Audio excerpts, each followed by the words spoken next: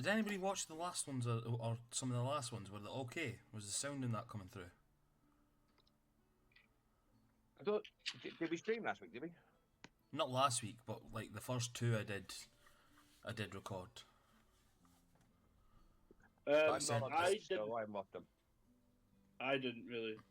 I sent kind them. of like looked at a couple bits and stuff. Like, I sent them as a OneDrive, so it was just in case anybody did listen to it, just to hear for any of the sound or anything like that.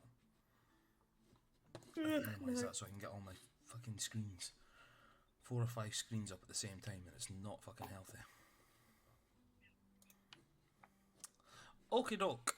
So, hello everybody. Good to have everybody here. So, Yay. that wasn't a dig or anything, I was just meaning it as in good to see everybody again. So, last week, we finally walked through the gates of Apleona after having been left behind for the night. You guys obviously came too late the previous evening, and all the gates were locked up, and somebody, who will remain nameless, got into a heated debate with one of the guards on duty. Come on. A few hours went past, and it opened up about 6:30, 7 o'clock in the morning, just when the sun was starting to rise, and you guys entered the city. Now, said person, who will remain nameless, and Nephilis were noticed from the guard and asked to come for questioning. They were both led away, and they went to the city watch, essentially, the city guard's barracks, which is right here on the map. The nice big building in the middle of all of Apleona, which also is the royal keep as well. After the group split up, the remaining adventurers, the Mouse, Emrys and Stormcrow, decided to go at least into towards the area that they were meaning to go with the just move that out of the way. They were making their way towards the Wayward Sail, but along the way they got themselves a little bit turned around because somebody who thought that he had been there a few times before, who will remain nameless. Yes, Emrys. It was Emrys who got lost.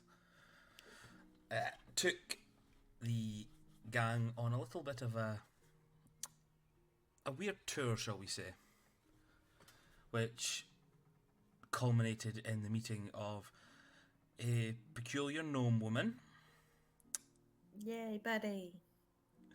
a giant furbog man, who is a water mill worker, a giant ogre-looking human, very repulsive and very racist, who was taken down by a lovely bounty hunter man, totally armoured, and with his little friend who we met, Bebob, who directed the group to a local inn/tavern, which has been named quite lovingly the Phallic Fish Hook, as you could see over there. By the way, Sean and Rob, that's our group token at this moment in time. If you couldn't tell, obviously. The big bulky black thing, because I can't seem to manage to get a clear fucking background on it, but I'll try my best next time. As they went in, they met the innkeeper, a lovely Hadozi man called Bashar Krath, who gave them a couple of rooms for the night, and that's where we ended up leaving off. So, we'll start with what happened, what transpired during the splitting up of the group. So Ramallah and Neff, you guys got taken away from the local guards. A few escorted you towards the city barracks, which is just there. And the lieutenant on duty at the night before explained it to everybody as just questions about random events that happened before. They're just wanting to understand a few things. You guys are taken along the streets, starting off from the yellow gate. No, was that the yellow gate? No, that was the red gate. Red gate. The red gate, thank you very much. Just because it looks a wee bit yellow from this distance. But I just didn't zoom in good enough for it. Was it like a It's- terracotta? What the fuck's a town quarter? Terracotta. Terracotta, okay. Fucking thought you said town quarter there. I was like, what the fuck's a town quarter? Is this something I don't know about? Is this some kinky shit that I don't Slightly know? coral coloured. Thank you very much. Okay. So we are being escorted by the individual that I was rude to, or just someone else has got us. Oh no, the lieutenant on guard that evening, the one who was on his way home, and then he noticed you and Neff, decided to take you along with him to the barracks. So it was the same With- guy, yeah. Yeah, the same guy, the same Right, gentleman. cool. So, as we're kind of walking, obviously we go. Well, I go quietly anyway, and you get the sense that Ramallah is just like, fuck's sake, right? I'm not feeling rebellious anymore. Just let me go. Like he doesn't care anymore. So he's just like, look, mate. I'm sorry, okay? I'm sorry for what we did. What? Sorry, Neffy. What I did last night. We're doing something important, and the stakes and stuff got to me, and I was just trying to get in the city. I really didn't mean any harm by it. That's It's got to okay, be. Rom. It was a hard day. That's good of you to say, mate. But unfortunately, still need to have a chat with you about something. Don't worry, Fair enough. worry. Fair enough. It's you're not going to lose your head or anything like that. Well, I mean, I'd be scared if people weren't able to talk back to the police without losing their head. You know, that's. Of course. But anyway, yeah. Well, Look, just whatever we need to do to get done sooner, I will cooperate. Don't worry. I told your friends there that once we're done with you, we'll send you back. We'll send you on your way, and you might even get a little escort. Okay. They already Okay. told me where they're going. You told me where you're going. You told me why you're here. Well, So yeah. let's just keep going. Once we get to the barracks, Right, well, fair enough, no problem. I just well, let- follow along and I don't speak too much. so as you guys are getting along, the distance it is, you're walking for about an hour, going through all these little side streets and things like that, and then you're coming across bridges. You're roughly taking like a route from there all the way around, and then coming across over. So, something along those lines. Are we? Is it possible for me to try and do some form of like check to get a sort of a vibe for the city? Kind of just like pick it up from what I'm seeing and hearing, what the general mood in the city is, and any tidbits I can hear, just in the passing. Yeah, give me 2 seconds. Give me an insight check. +1. Fuck. 3. 3. Whilst Okay. he's doing that, can I insight check the lieutenant? I think you said it was. Yeah, you could insight check him as well. Good idea. For you, Rom, it's too early in the morning.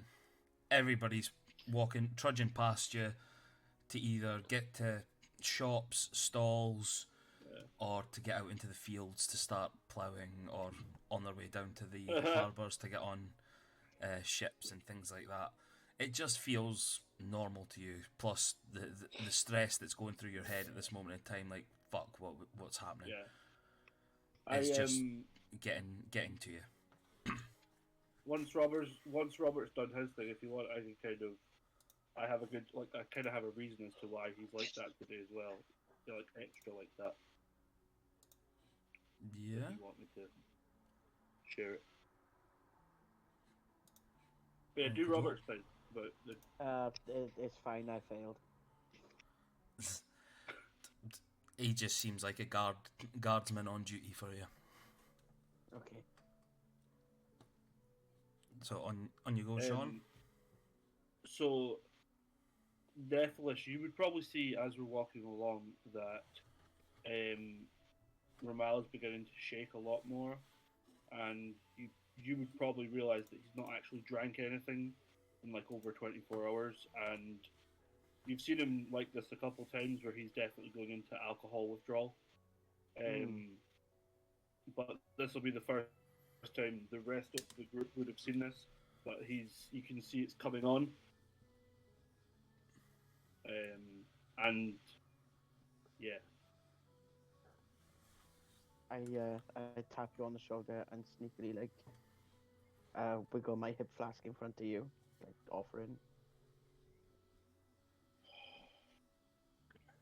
oh fuck! Can I make a roll? I'm gonna make a roll to see if he takes it or not.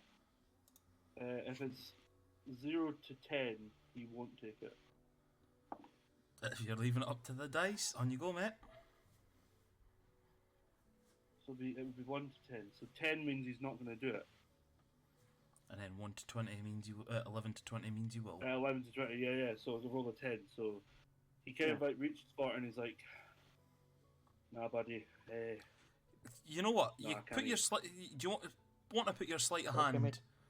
onto that? No, Have you got a modifier for that? I think he's going to deny it. I mean, as in he doesn't want to take it. He doesn't want to take it. No, he's kind of shaking and he's like, "Nah, I need to clear my head a wee bit. I think." Okay. But yeah, that's it. Sorry. Yeah, no problem. I tap It him explains on the his shoulder terrible. for reassurance and carry on walking beside him. You're a good lad, Nephi. You're a good lad. You know what? Let's see. Hold on, I'm getting my physical dice. My one set of physical dice. Yeah, you're inadequate, not enough set of dice. 2. Yeah, What if you need to roll 18d6? I click on a random thing Oh, and I roll them. I know, but rolling like fucking 18d6 all at once and then knowing how much damage you're doing to someone is the greatest feeling in the world. Well, clicking it But- and knowing that I don't need to pick them all up and do the counting myself because my broken head can't do it. That helps a fair lot. Yeah, fair enough. Actually. I do Not want to having roll. count. I do want to roll all the clicky clackies, but then math has to be introduced into it, and that's when I power down.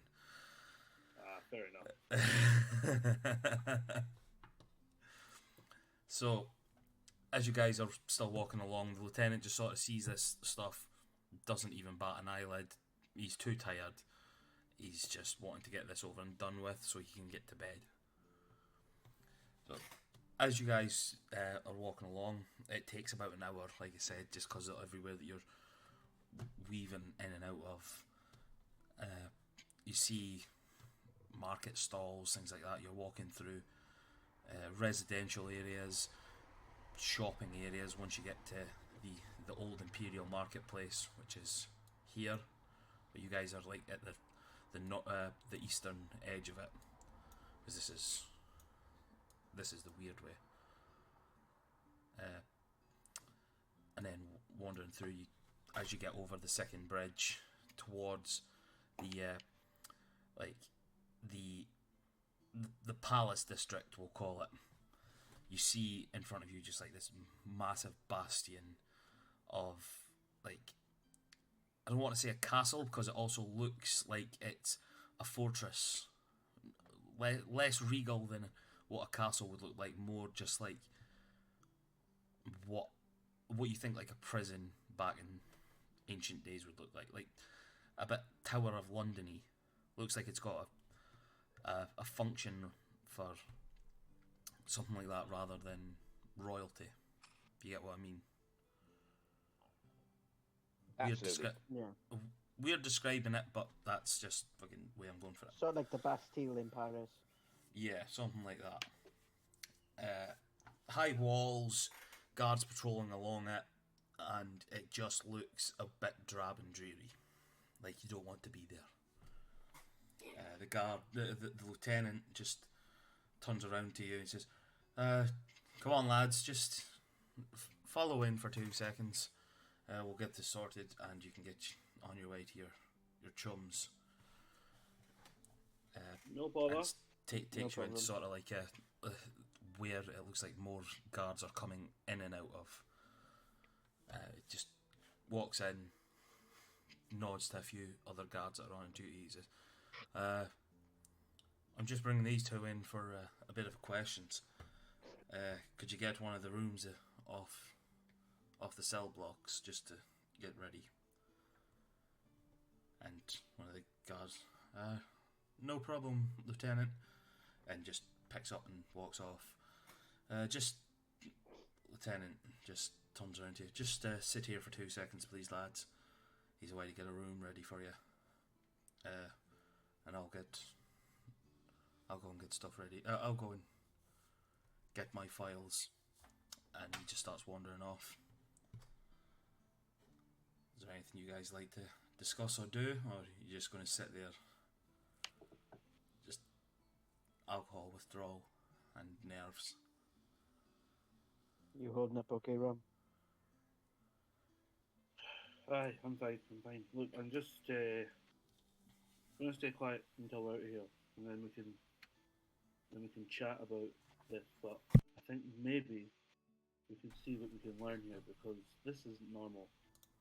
Pulling people into a city, and with the information they learn, they're probably going to want to find out what I know. So, we'll just cooperate, get out of here as quick as we can, learn what we can, but Keep our and heads then we'll down. chat. Yeah, definitely. I'm not in the mood to rebel anymore. Okay, mate. Right, gents. Down here, please. And you just see the lieutenant just waving at you and indicating this way.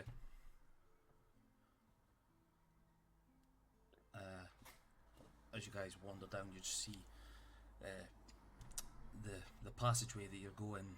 It's got a few other sideways that go off. You hear banging and screaming from one of them. A lot of sort of armour chinking and stuff down the other, and just general commotion happening that you would think there would be in an area like this. A lot of screaming and shouting down another passageway that's sort of in front of you, but it doesn't look like you're going that way. It looks like you're going to a little room offshoot of that. You see the lieutenant, he's in the doorway. As you turn, he's like, please, have a seat, lads. And you see, like, it's a nice room. It's not too official looking. It's not too drab and dreary. There's a few seats, what looks like a nice cosy fire. There's drink on a little table, water, some wine, a couple of bits of bread, cheese, all that stuff, just sitting there for you. Please, have a seat, and you're more than welcome to have a little drink or a bit of food. Thank you, Lieutenant. I'm starving. I start making myself a cheese sandwich. I just fill up my tankard with clean water they have any, and I probably do splash like cold water in my face and freshen up, and yeah, I'll probably use prestidigitation of myself to get all the dirt and stuff out of my clothes and out of my appearance. So, which will be the first time Neffy has ever seen him do anything like this. I was going to say last session you said Ramal will never be clean, and all of a sudden it's changed as well. That's brilliant. That's character growth. Yeah, well, I walked in with like a cocked head and a raised eyebrow. well, you know, Like, there's. my sandwich. I just kind of looked and I just shrugged. Do you want to speak to them first, or should I? Listen, lads. Just the lieutenant says, like, I know we got off on a bit of a rocky foot last night, and then a bit tetchy this morning with your pals, and I will apologise next time I see them. But I'm tired. I just want to get this over and done with. Just a few questions about something. I'm not a bad guy. My name, you could just call me Richard. Okay, my name's Lieutenant Richard Licker. Oh my god. Richard Licker! Okay. Sorry, hang on. I didn't spell it right. Richard Yes? Licker. Licker, yes. I think what Richard is, what you shorten Richard down to as a first name. Yeah, Rich. Rich Licker. Rich Licker. Yeah, like exactly. as in he likes expensive drinks. Yes, exactly. No, Rich no, Licker. No. Richard is shortened down to Dick. But hard liquor. He likes a drink. He likes hard liquor. That's Richard shortened down to hard. Well, Richard's actually his middle name. His first name is Hardin. Well, his second name actually shortens down as well, and he becomes Hard Lick.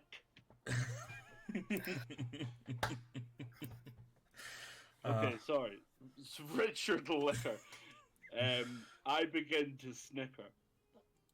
Do you think? Yes, okay. I know what my name is. Just let's get on with it. No need to snicker at Richard Licker.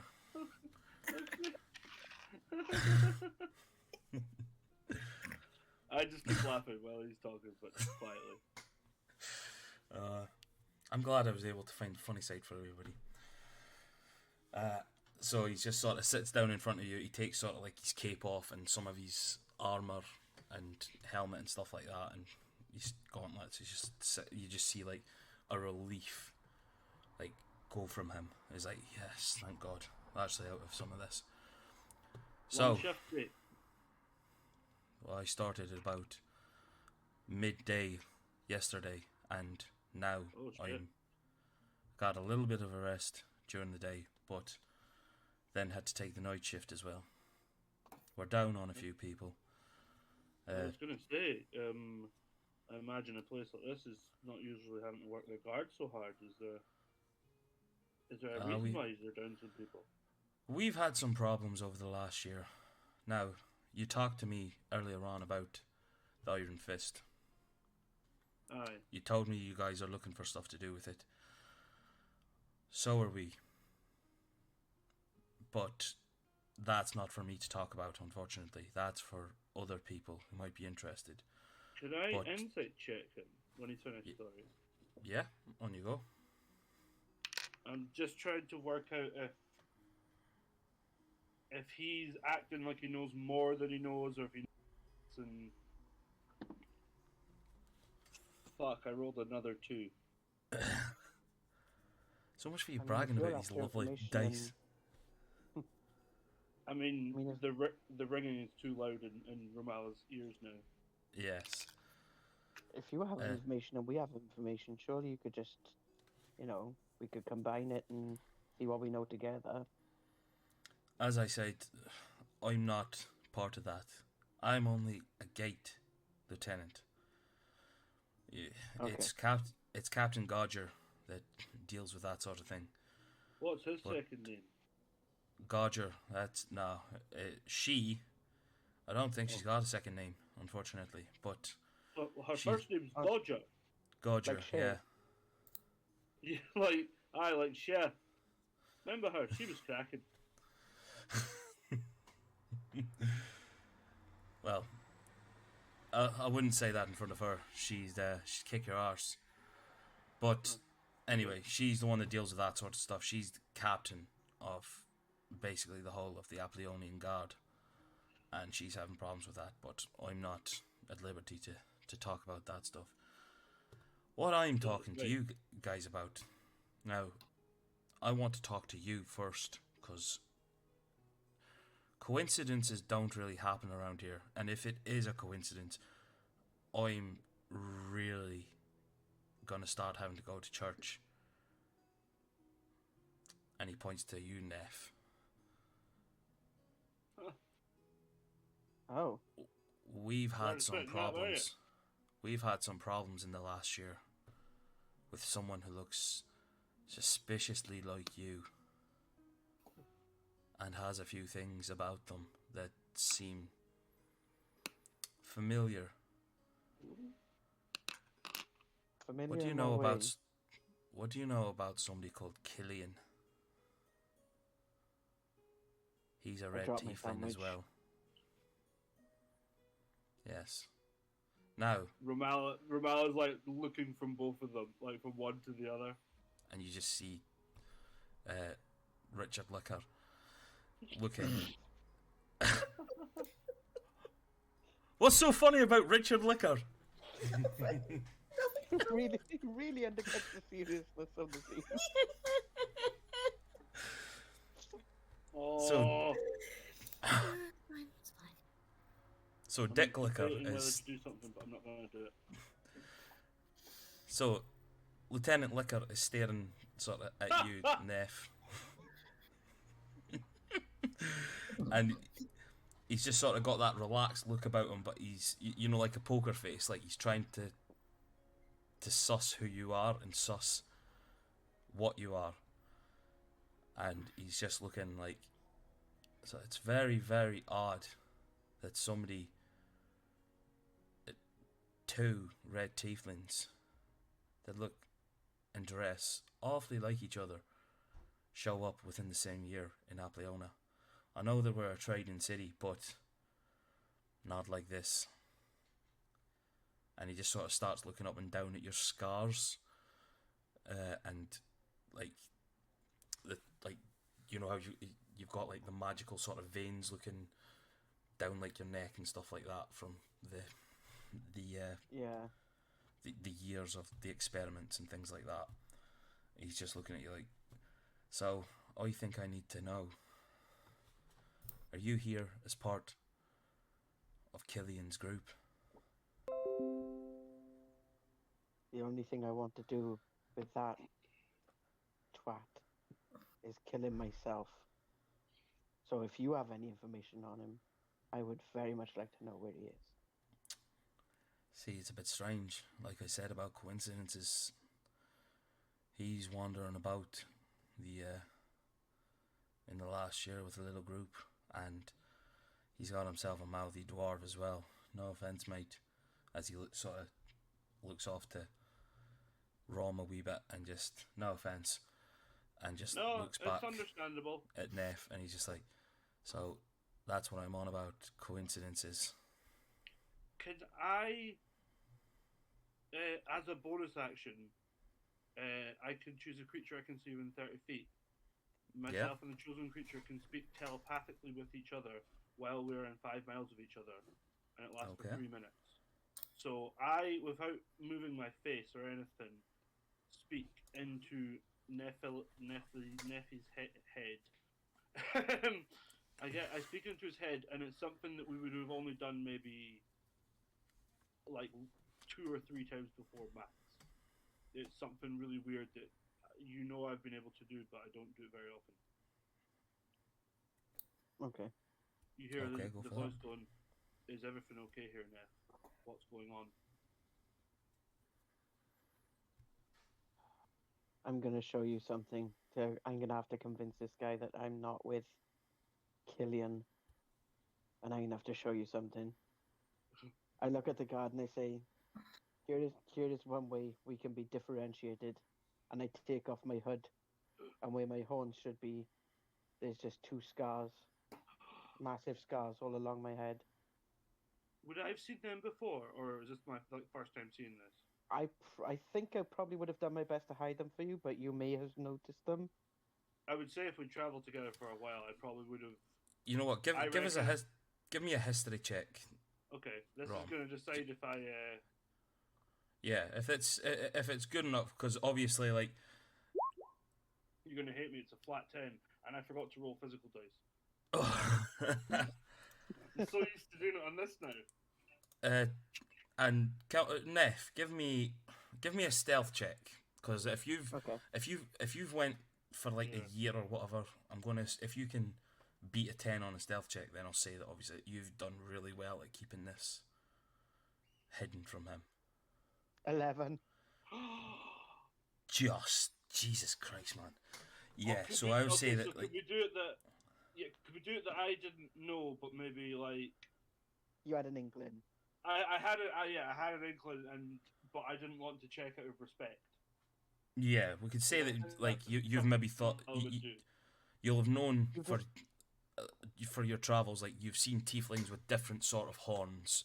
Like, it's not all pokey out the front or right up the back. There could be like a ram's horns and things like that. It could have been closer to his head than what other ones would have been. We'll say it like that. It's like a different hairstyle sort of thing. Yeah.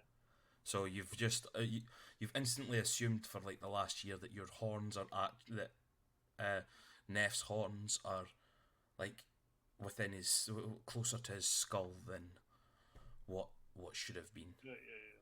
Yeah. So, Lieutenant Liquor just sort of has a look at you. It's just, you see that there's a shocked look in his eyes as well. Like, oh, well, from how they've healed up, that would take more than the near year it's been since he's been here. I wasn't thinking that you were actually him, of course, but I don't want to be taken. I don't want to risk any Yeah. affiliation with that man. Yeah, I don't want to Sorry. sound racist, of course, but I can't take the risk with a red tiefling that with your marks come into this city and finish off what he started. What did he start? Well, Has he been when abducting him and his children? little gang showed up, there was a little bit of violence, let's say. They hidden up, we don't know who with. We can only assume the Iron Fist, the people that you guys have been looking for. But not long before they disappeared, one of our liege lord's sons disappeared, his youngest. And our liege lord, Lord Gashwin. Gashwin. Yes. Lord Fucking Gashwin. hell. I actually thought it was a good name. There was nothing, I didn't think there was anything wrong with that one, like, but I can't wait to meet Mayor. It was good Curtin before you for put the clicker in it.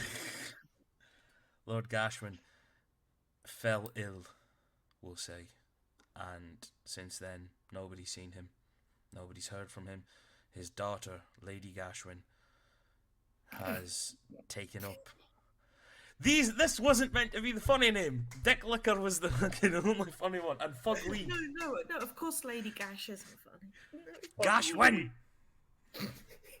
Here, Darren. You guys did are remember making- that last week. I've had Do to you know take what, myself off mute, so I've been giggling for the last 10 minutes. Why? What's been funny? Darren, you know Louis Capaldi?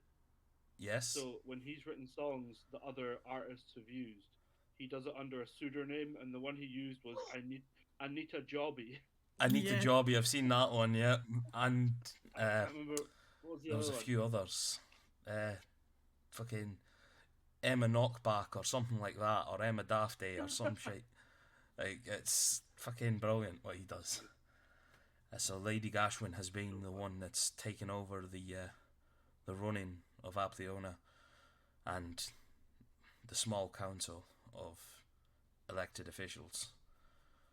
But the Lord's not been seen for a while. And obviously, you put two and two together. A gang like his shows up, causes trouble, disappears, a child disappears with him, and the Lord gets ill. 2 and 2. Yeah. 4. Exactly. So, Nod. Just nod. and with you saying you'd want to kill him, well, obviously, that needs to be seen. You could just be saying that to me, just to try and get out here quicker. But He did this to me. Are you wanting some form of guarantee that we will look into this? I want some guarantee that you're not going to turn out like him, to be honest. I see you coming in at the dead of night Okay. into this city looking like him, no offence. I grew up with a dwarf that's a bit mouthy and a bit dodgy looking, yet again, no offence. The big guy, your big Goliath, and two others that looked like they were ready to fuck each other, coming in on a They cart, always look like that. and I could guess there was some sexual tension between the cat lady and the weird looking one. But Hey, no, there's no tension between me and her. I'm not into that. but you're coming in on a cart, he says, for the Boyzan caravan, and you also say that it got attacked and somebody's dead. It's a bit. Yeah. It all falls into place a little bit too much. Yeah, it feels like there's something wider scale happening here. There's Yes. You couldn't It even feels write like something there's a- like this.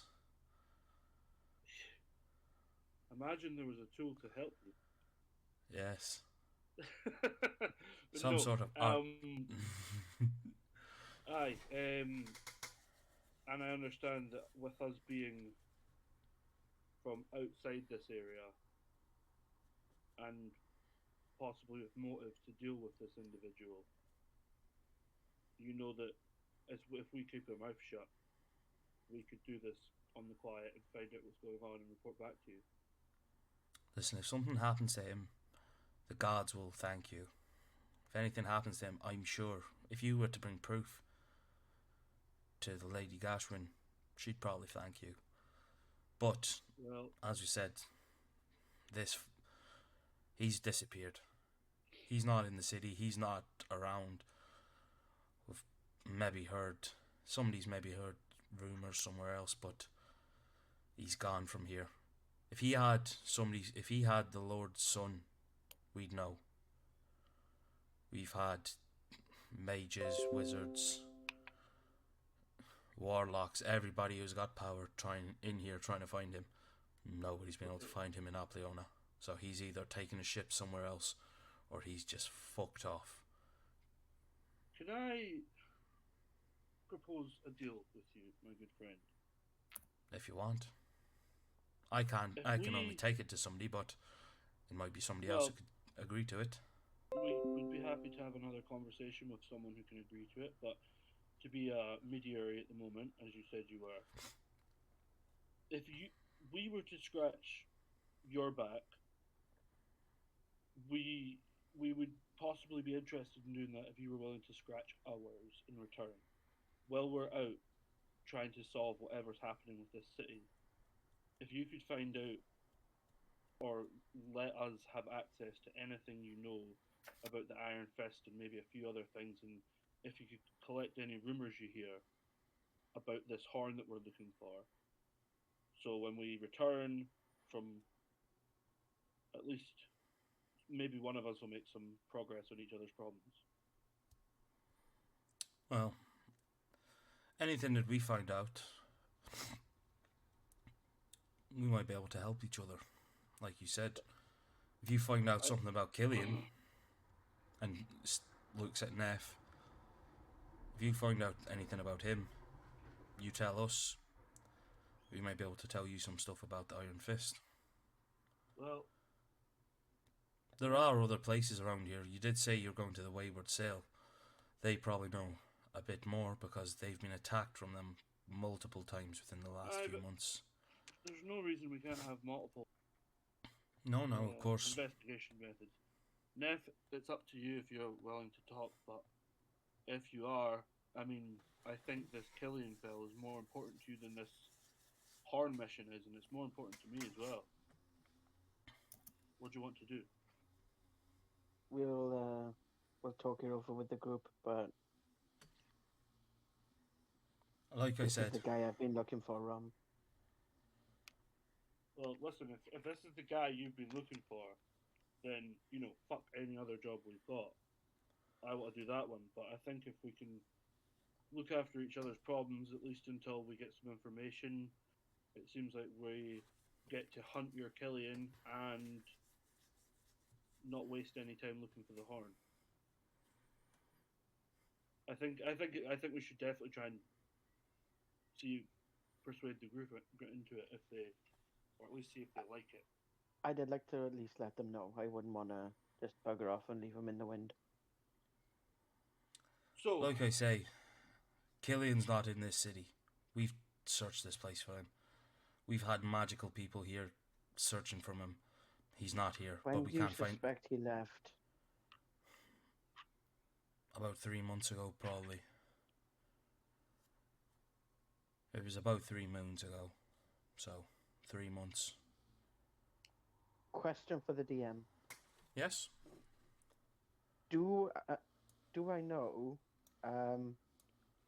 like now, how long his experiments take? Like, would I know if that child is already fucked or whether he's still worth saving? what?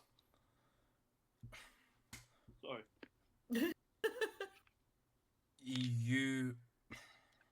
You know from your past experience having. Give us a history check. Actually, give me a history. Okay. On this. And Roll I really don't know well. whether like he's improved since his methods have improved. 16. So you know what sort of happened to you two growing up. You know that you and Killian grew up at the same age. Like you both met each other about the same age. You were abducted about the same age, and you were taken into that order. Mm. You both went different paths, though. You showed more affiliation towards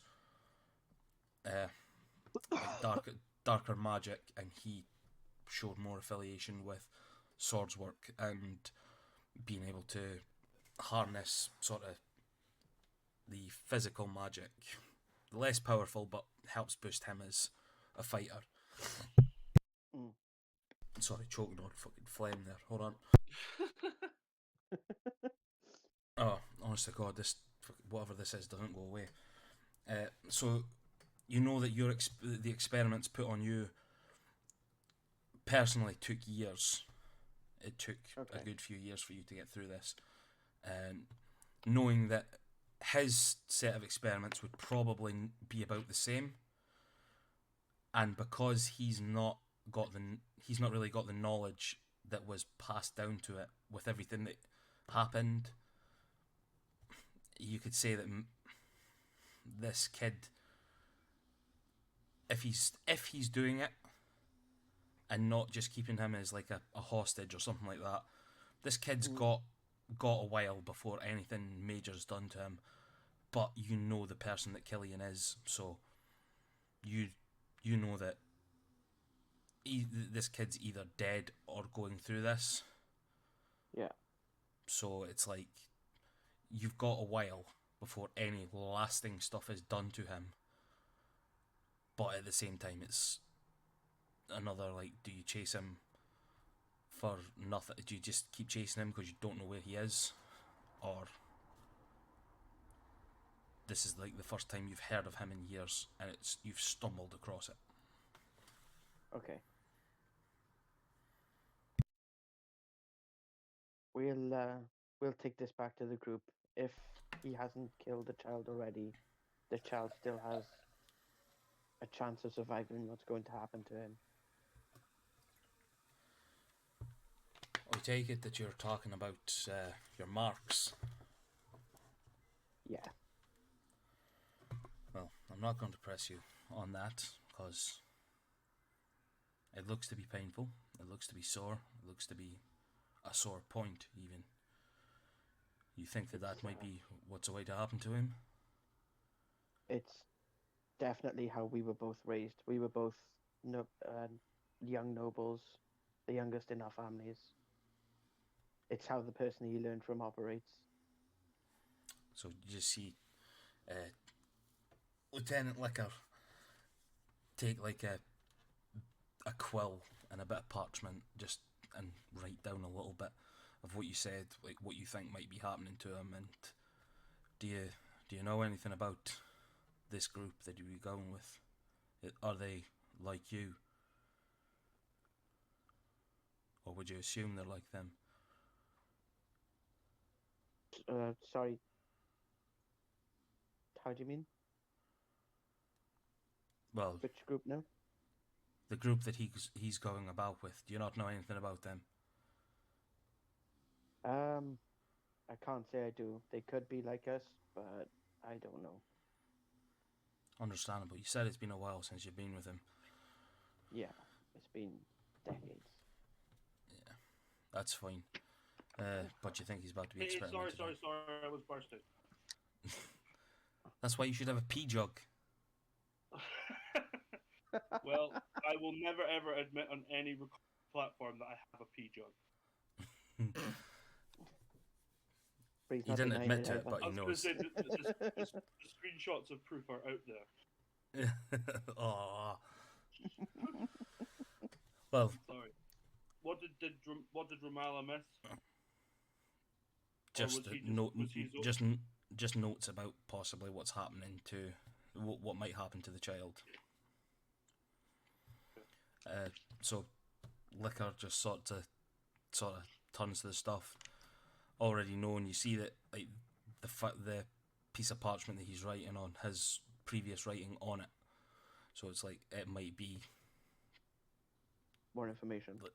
more information that's just sort of getting pieced together. And quick question from you, just to maybe narrow down roughly where he might be going. Where are you guys from?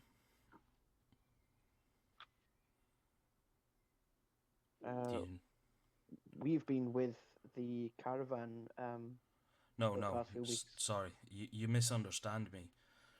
Oh, Where in the world are we from? Where Yeah. are you from? Your order. Where was it? Where does it come from? We've heard of the hunters.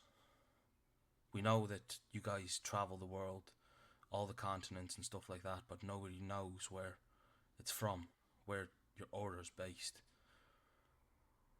Can you tell us, or is this something that you don't even know?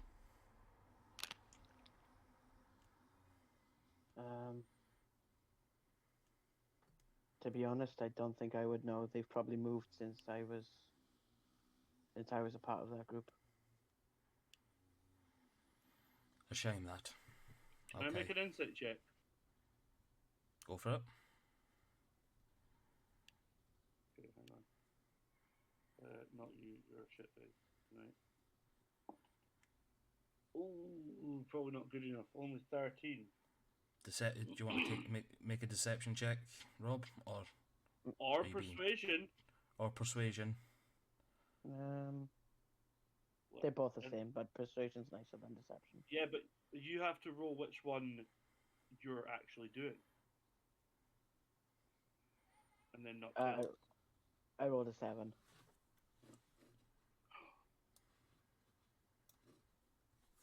So Okay. he's What do, on you go, Sean. I was just going to say, so what? So as he's saying that about them, what do I believe him? Do I think he's telling the truth? Do I think he knows more than he's letting on? That's the kind of stuff I'm looking for. But obviously, it's an 11 against a 7, so. Yeah, I would say that you probably, having travelled with Neff for a while, sort of, you know his tells, and maybe Yeah. know what makes him uncomfortable and stuff like that. And I would say, yeah, this is probably one of these moments. If he's not telling Lieutenant Licker something, there must be a reason behind that. Okay. Okay. I just don't. My face is reactionless.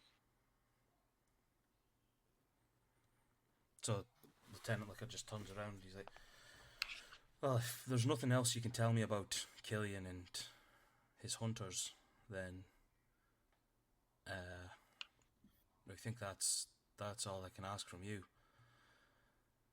I'm sorry I can't So- give you more, but No, I promise no. I will look. No, that's fine. Any information that you could think of, if you could tell us. The Lady Gashwin has hired quite a lot of people, bounty hunters and mystics, all those sorts. She's got the holy people looking out for her. She's even asked the Oracle a few times, but Oracle Apleona, she can't. She's having problems at the moment. What do I know anything of Oracle Apleona or what that's in reference to? Give us a history check for that one as well. Going for a lot of history in this one, but it's just I love history. Can yeah, I make one as well? yeah. If you want to as well. Oh, and I rolled it on the D&D Beyond again. What's wrong with me? You know what the thing is as well. I'm still getting Actual your dice here. VTT stuff coming through on Roll20 as well. No, I know, which I kind of like. Yeah. I think that's why I quite like doing it. I quite like everyone seeing it. So, Neff, you sort of know this as well. When he talks about Oracle Apleona, said it to the guys last week as well. You know that obviously magic's quite a big thing around Yggdrasil. Everybody sort of has a somewhat attunement to it, with like the world trees and things that are about. The world is magical based, gifts of the gods, all that sort of stuff. But there's a very rare group of magic users called oracles who can basically see everything. They can see the past, present, future. They basically have an attunement towards like not the gods themselves, but near godlike powers. And that's what the oracles are. They're born in a certain city. They take residence in the temples, and they change their name to that city's name. So the oracle here became Oracle Apleona. Okay. And I it's sort really of want like, to ask questions, but I rolled so shit. Sorry. you, even with the 7, you sort of Hate this. you understand. You've heard people talk about oracles in the Yeah. past. Yeah, it's probably. You I imagine you it's know the way that everyone knows who the queen is. Sorry. yeah, essentially, you know what an oracle is. You just, it's not something that bothers you, sort of thing. You know, like it's like, oh yeah, I know who this is. You know, oh I've heard of fucking Justin Bieber or something like that, but I've never listened to his Yeah. music. All that shit. Yeah. You know what an oracle is to Meghan people. Markle. Yeah, exactly, like that sort of shit. You know about somebody in passing. You know Yeah, that yeah. sort of stuff, and that's. But it's not, like you say, it's not something that bothers you. You're just hearing stuff in your head at the moment. You're hearing like this high note. You're just Yeah. wanting out of what he's saying when he's talking about something that means nothing to you. One other question is, would Romala know how high up on the sort of social pecking order an oracle is? Or is that just no idea? yet again, it's something you've never really cared about before. But you know that if you were Yeah, to offend an oracle, you probably would lose your head. Like like you say, it's like the Queen sort of thing. Yeah, they're But pretty much at the a- top, I'm guessing. like a pope sort of thing. We'll put it as more a pope than a queen. You Ah, know that they've got something high and mighty within like the temples and stuff like that, but it's like beyond what a temple leader would be. and people just don't question. Yeah, people just don't question her because they've heard of what happens to them. Like as much as what they're above, they're like a pope sort of thing. An oracle will at least go with the people. Like people can go and see her and speak to her and stuff like that. Right, yeah. But yet again, for Ramallah, never cared, never had anything to do with them. He's known life as a dwarf. He's never wanted to go see the magical people of fucking wherever else until he started travelling, sort of thing. Kind of like an MP. Yeah, essentially. Okay, right, cool. So, Sorry. as you guys are sort of sitting about speaking to him, sort of like an hour and a half passes as he's questioning more things, and he's just looking towards Neff just for anything. He's like, okay, this isn't going anywhere. He just turns to Neff again. Just, well, thank you for anything you know to tell us. I'll put this up to Captain Godger. She'll take it to higher ups, and we might hear from you at some point. We know roughly where you're going, so if later on today somebody wants to speak to you, we'll send somebody to the Wayward Sail. As soon as we have information, we'll be back. Yes.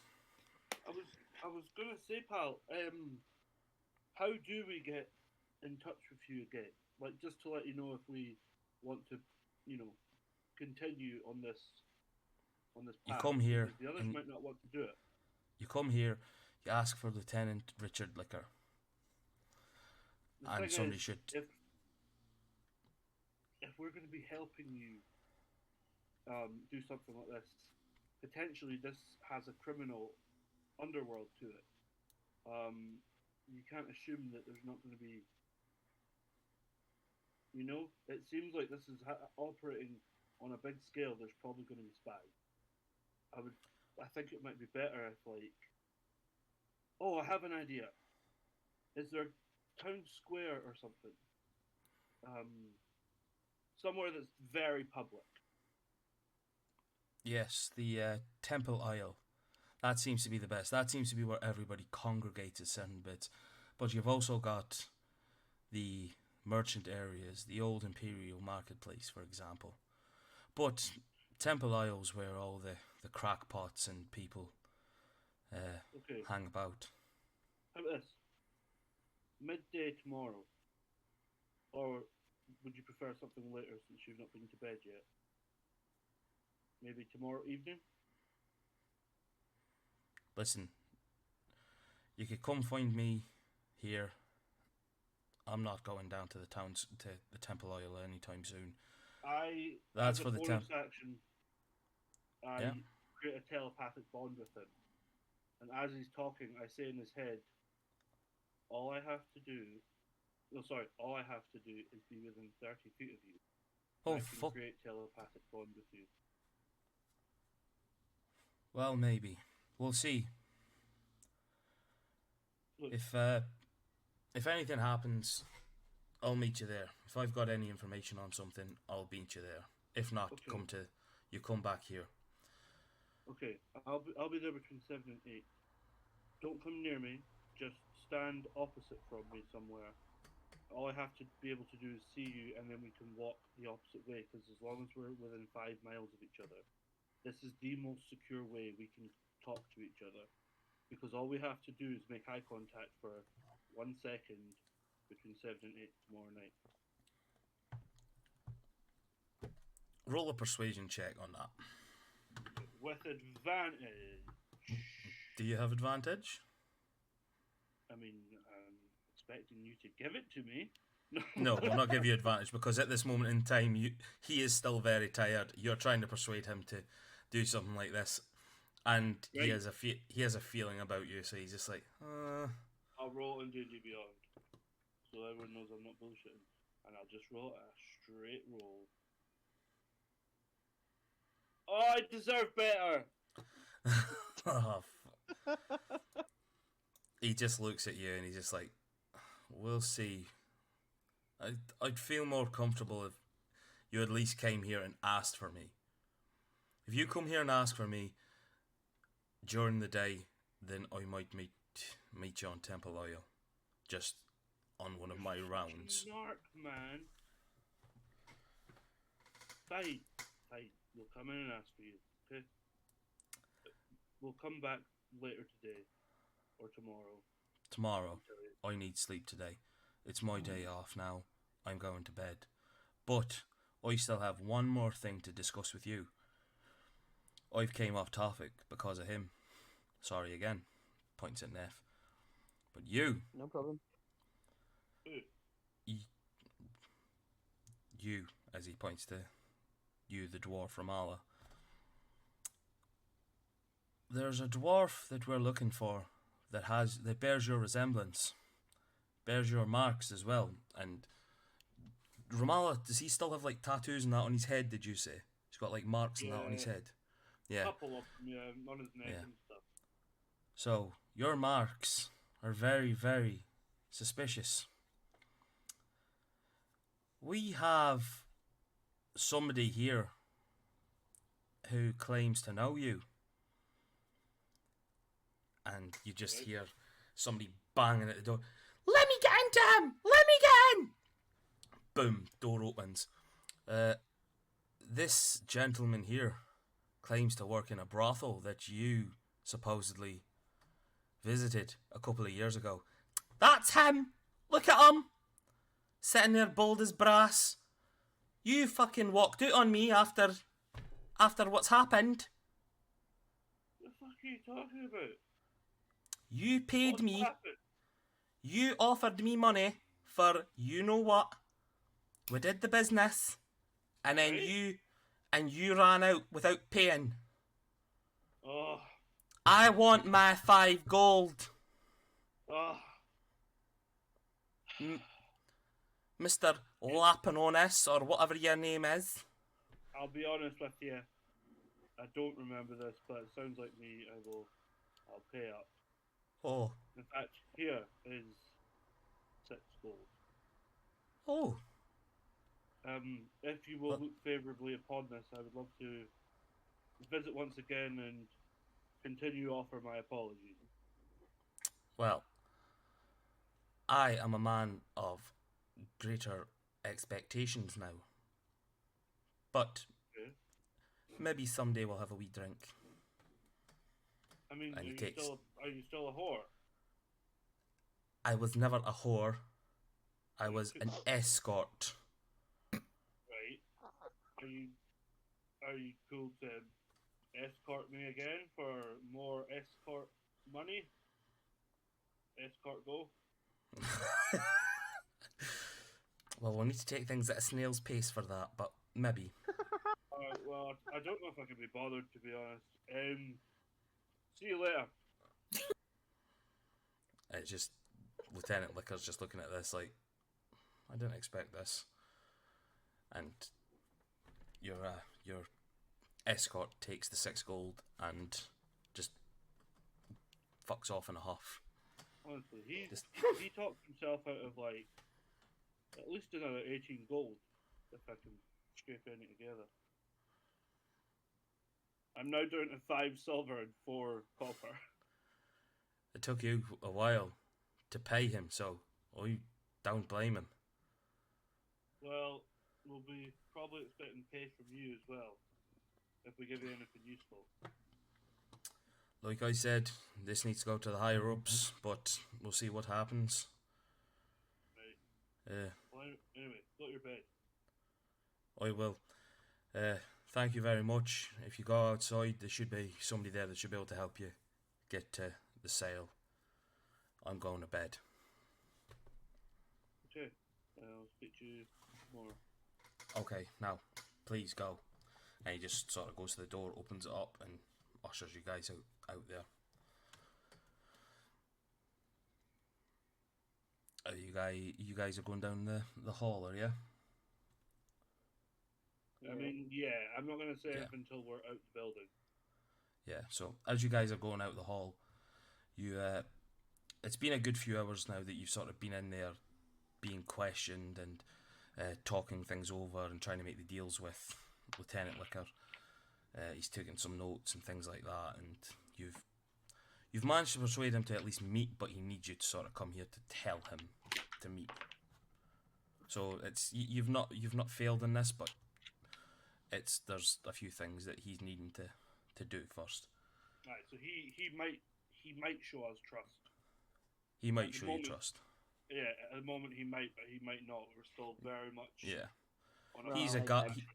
he's a guardsman who's just there to do his job and duty. He's stumbled on something with you guys, with at least Neff. As you guys are sort of walking out, you hear this screaming and shouting from an individual. As you turn around, you see this sort of bloated human guy, looks pretty awful, looks like ogreish sort of thing, being forced past you, going, "This is what happens when the guards pay a fucker like you." And you just see sort of this magical hand grasping this guy, pushing him forward, and this little blue auto gnome behind him pushing it forward. "Oh yes, please stop speaking that way, just get in," and pushing forward. That was really good. And you see this guy walking along behind, fully That's armoured. the best. I'm sorry, that's the best robot voice I've ever heard in my life. Thank you very much. You see this guy walking behind, fully armoured, fully cloaked, and holsters at the side of his thing with a helmet on, walking past. That's right, Bebob, you deal with this guy. I can't be bothered with it. See you later, Jellic Zones. And Oh, you guys get who it is, yeah?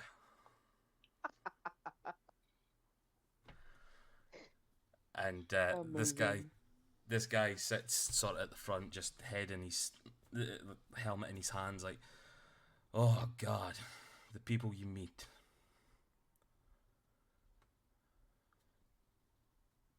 He just sort of looks over at you guys and goes, "Morning." I just do the slow upwards nod. He does the same as well, just tips his head back. You see sort of like his helmet sort of shiggle a wee bit. I imagine I would have just maintained the telepathic chat with Neffy, and I say in his head, "Man, can you take this one? I don't think I can deal with this one." Deal with what, sorry? With these people, can you just talk to them so I don't have to? I don't really want to either. Oh, okay, cool. We'll just stay quiet then. He just looks at you guys like, "Well, yeah, morning." And you just hear from inside the house, the guards bit, the guy still screaming, "I'm gonna get you all! You don't know who I am! My people will get me out!" And just the wee robot auto gnome, "Please stop talking, just keep going, thank you!" And he comes throttling out like 2 minutes later whilst you guys are still waiting on sort of your guard to take you where you're going. Just, "Oh, sorry, Ivan. It's just a little bit hard pushing somebody that size." He says, no problem. Right, if we're going to meet up with that group, we better get moving. What was the guy's name again? Stormcrow? Something like that. Yes, I Sorry? believe so. and they start turning to start walking away. Excuse me. Hey, did you just say Stormcrow? Yeah. What's his name? I point to the automaton. He just looks up at you. Oh, hello, and walks up to you. You just hear his little metal feet plonking on the cobbles. Hello, my name is B Bob, and puts his little hand out to shake yours. He comes up to about your waist. Says, "Oh, you're a dwarf." Yeah, B Bob. I start shaking his hand. I look over to the other guy and say, "Cowboy Bebop." What? Cowboy Bebop. Listen. You won't get this joke, but the people who are controlling us will get this joke.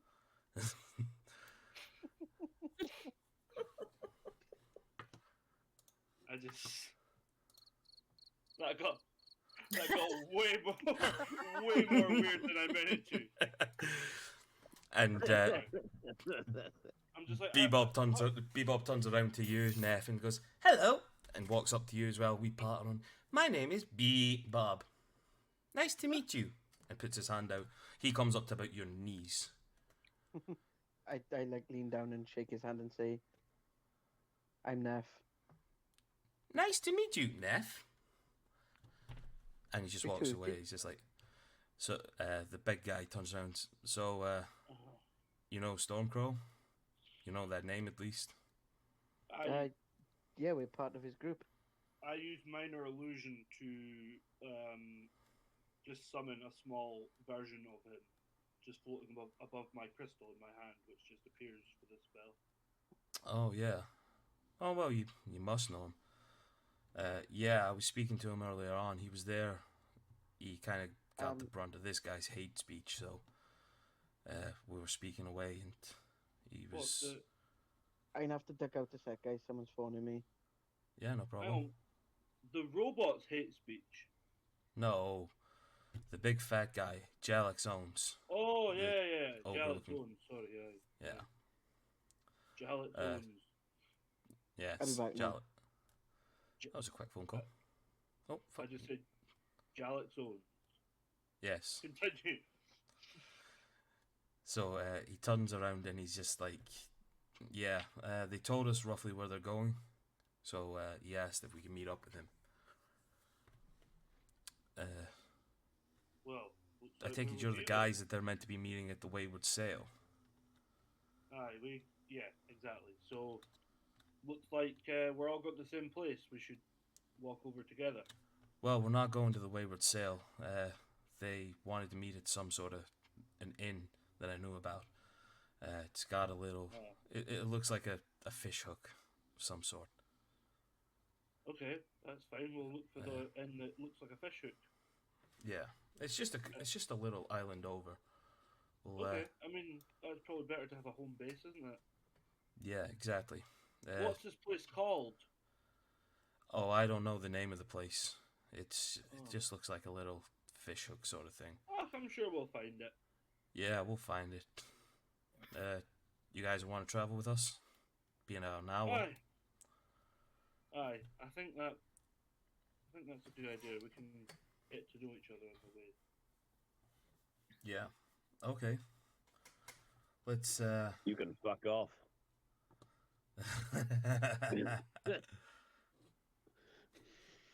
So, as you guys are starting to walk away, like you start speaking away to the guy. He's like, "My name's Ivan Tor, by the way, but people call me the Mendoa." Well, Mando. And this is Bebop. From there, we're going to star wipe and leave that group, and we're going to meet up with the other ones who are just currently getting themselves settled into their nice little home. Sorry, did you say star wipe? Star wipe, yes. The only way that we can you do wipe. And this is not that kind of star. And this yes. It looks like a fish hook. Yes, it's the phallic fish hook. Oh. Right, sorry. Sorry, I'll stay quiet now. So, from where we left off with you guys last session, you just got your keys from Bashala. Mouse. I keep wanting to call you Snow. Call him Snow. I know, but I don't want to call you that because it's Mouse. That's your name. Well, I know it's Stalker. I know it's Stalker on the Snow, but fuck's sake, I keep saying it. That's her sisters. What one are you again?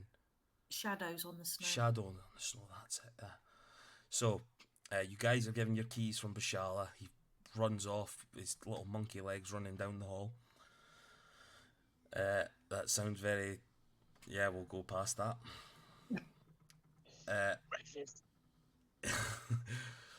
So, Mouse, you were given your own room, and Emrys and Storm. I'm just calling you Storm rather than Stormcrow all the time because I'm shorting That's it cool. down. I'm a lazy cunt that way. Everybody's just getting That's short good with me, names mate. rather than. So you guys are getting taken into your honeymoon suite, but awaiting the travel cot being brought in at some point during the day. Don't get jealous now, darling. You had the chance to share a room with him, so Yeah. you chose not to. It could have been your honeymoon suite with Stormcrow. But you chose to pick your own room. I know. We didn't pair off so early. Neff died. Sorry, he just couldn't take it anymore. So what are you guys wanting to do before heading downstairs? You said you were going to go down to the tavern to probably get something to eat first whilst you were waiting on the Mandoa, Ivan Tor, and his little travelling companion, Bebob. Yeah. So what would you guys like to do? Does he have a friend called Rocksteady? No, not yet. Ah, Not yet, though. okay. That might pop in at some point down the line now. You can't have Bebop without Rocksteady. He's got a point. Yeah. But like I said, down the line. You don't know Bebop's backstory yet. That might come into play at some point. You might decide to go down that rabbit hole. So, what would you guys like to do? Group that didn't get taken in for questioning and torture. I don't know. Alright, we just go get food. I do. Angry. Like, we need to get food now. True, but are we going to go away with sail straight away? See if we find the others. Let's see if we can get food to take away. I'm very, very hungry. I do food. Do we know what I'm like when I'm hungry?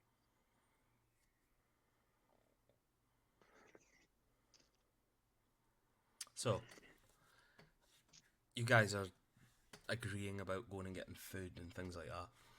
So you start heading downstairs, you go to the tavern bit, you sort of go past where Bashala's sitting at the front, still looking through his book, scratching his head. Oh, hi there. Your bed will be put in soon. I'm just waiting on somebody with some muscles taking it upstairs. But it will be soon, sir. The lunch rush is getting in. Fugs started cooking again. But we're starting to get people in, so if you still want to go for your deal, then by all means. You can start playing and get some food and some drink. Just tell him I sent you in. Yeah, no problem. That's cool with me. Okay, bye. Just go through that door there. And he just points off to sort of your guy's left-hand side, and you see like a long corridor that sort of walks into like the hook part of the phallic fish hook, sorry. As you're going past like pictures of Hadozi family members looking a bit royal and regal, and then looking back and seeing sort of like where Bashala is now. You're like, oh, a wee bit fallen from grace, but you're then going past like pictures of fishermen and stuff like that and boats and trying to cheer you up a little bit. As you Okay, guys as you guys get into the tavern area, you see that it's quite a large tavern. A part of the building. It wraps around a little bit. That's where it sort of gives you like the hook style. But you see sort of like a long bar, and then off in the corner you see a little room that's got a bit of smoke coming out of it, and you just hear a lot of profundity coming out of it. Just mean, oh, for fuck's sake! Whoa, this is no good. And you just see like a little dwarf person behind the bar just wandering about. Fug! For God's sake, just concentrate. Oh, we've got customers. Hello? Are you part of the inn? Bit of a discount on drink if you're staying at the inn. Hi. And you just see like a hand popping up above the bar, just waving at you.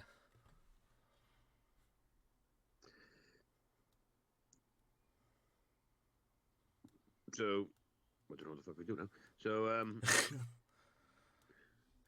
I don't know, what the fuck are we going to know? So, so I just basically walk up the counter and was like, just had a word with the man there, Bashala, at the front. He said you were looking for a bit of entertainment in here, so in exchange for playing a couple of songs, they're just going to be sorting me out some food. Oh, if he said that's okay, then that's fine. Yeah, well, as you can see, the lunch rush, it's not really hit yet. And you look around, there's like 6, 7 people sort of sitting it. A few of them are in the same table. Some of them are just sort of passed over each other, look like fishermen sort of thing, and just passers by. But it doesn't look like a real eloquent place. But hey, it's if you're getting free food and drink, it's better than a kick in the teeth. So if you want to play for them, on you go. If Bashala said it's all right for you, some food and drink. Yep. Go pick what you want, Emrys. Come on. Oh, lots of If it's- meat, please. Just go over to the door there, and you'll see. You just the girl's pointing at the doorway, but there's like a little hatch at the side of it. It's like serving hatch, and just tell Fug, our cook, what it is you're looking for, and if he's got it, he'll have it made for you.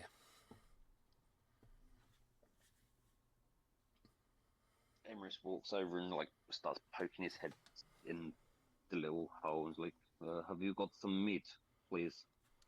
As you poke your head in, you see like this tiny kitchen, a few appliances, like a wee oven and stuff like that, and cooker, whatnot. Obviously not modern size, but it looks like it's maybe got a bit of magic sort of powering it and stuff like that. But there's a lot of smoke coming from like the stovetop cooking whatever it is that's in like a giant pot, going up like an extractor thing, and you see the giant sort of ogre form standing in the middle of this tiny kitchen. Just basically has room to turn, that's about it. Turn and get out. Looks absolutely like he shouldn't be there. And I think I've put it into the chat before, but I'll go and put it into this chat. And you see Mr. Fug Lee, the ogre cook, standing there, just turning to you and going, have I put it into the right one, yeah? NPCs. Yeah, I've put it into NPCs, sorry. I looked at character art rather than NPCs there. Just turning around it. Oh, hi there. What meats you looking for? I've got... What have you got? Well, I've got fish, and he just sort of points at a rack of fish, look absolutely tiny. I've got some venison, but that might be a bit dear. And he just starts chuckling to himself as he says that, just like... and I think I've got a bit of a bow. But enough I will about have my some- stories. Just chuckling again to himself. I will have some boar. Okay. How much do you want? A half a boar. Okay. And he just goes into the this back bit. It looks like a little pantry just off of it, and comes out with half a boar, and sort of slabs it onto the cooker. That'll be done in a little while. If you go and sit out there, I'll bring it out. Emerus turns his head and goes, Storm, Mouse, do you want any foods? They Well, have yeah, boar, I mean, fish. I'm just going to steal a bit off of you. You're not going to eat a whole boar, are you? It's just a starter. Mm. You can share. so Stormcrow's trying to find himself somewhere to set up, and he's overheard this conversation going on with the jokes with Fugly, and he's just met himself. No wonder they want a fucking bard with a comedy routine like that. And then he's just trying to find himself somewhere to set up. So is there like a sort of stage area or something like that for him? There's a couple of little booth areas that don't seem to have seats or anything like that in it, which looks mildly like a booth, like a stage sort of thing. Sorry, it's a bit like raised platforms, but you could see that it's where seats probably were a little while ago, but maybe just been ripped out. Yeah, so he just grabs a seat on, sort of stands on one of those, grabs a seat, and then just sits down and just starts sort of gently playing on his lyre, like not too loudly. You know, just sort of like away. You can tell it's just proper background music. You know. Yeah, go for a performance check for that. Okay.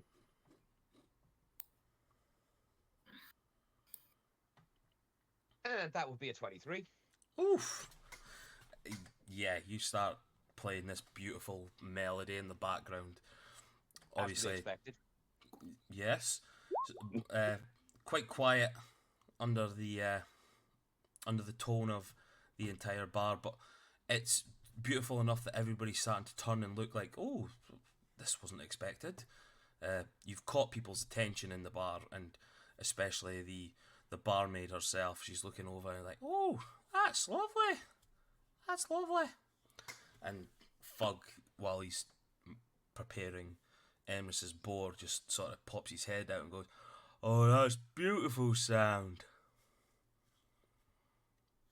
And just pops his head back in and gets back to Emrys's food. As you're still playing Storm, and Emrys and Mouse are waiting on their food, a good half an hour or something pops past, and give us a perception check from everyone. Yeah. Disadvantage for you, Storm, because you're Oh. you're concentrating on playing. Well, don't worry about it, because the first one was a 4. Well, we'll go for that then, seeing as though it's low. So, 8. Storm, you don't see this because you're obviously busy playing this beautiful background melody and stuff like that. Emrys, you're just sitting there Stuff in your face. pining for your food. You're just sort of, like when you see a dog seeing their food getting cooked, just sort of sitting there staring at it, pissed off that they're not getting food right now. That's like you at this moment in time watching your boar being cooked from Fug.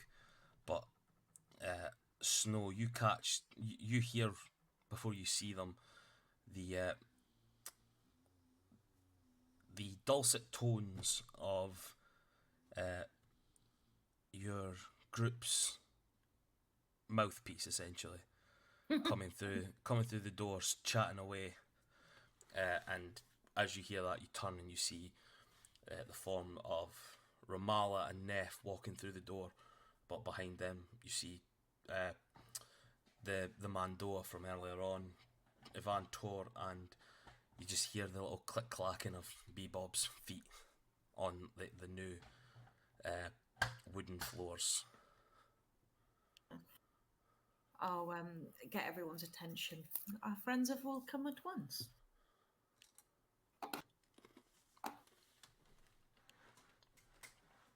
Emrys looks around and kind of just bemused at what's going on because he just wants food. I will say it'd be quite surprising.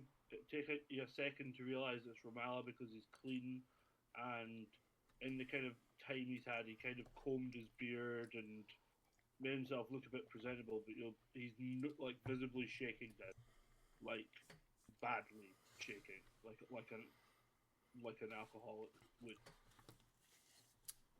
Rom, can you give me a con check then? Okay.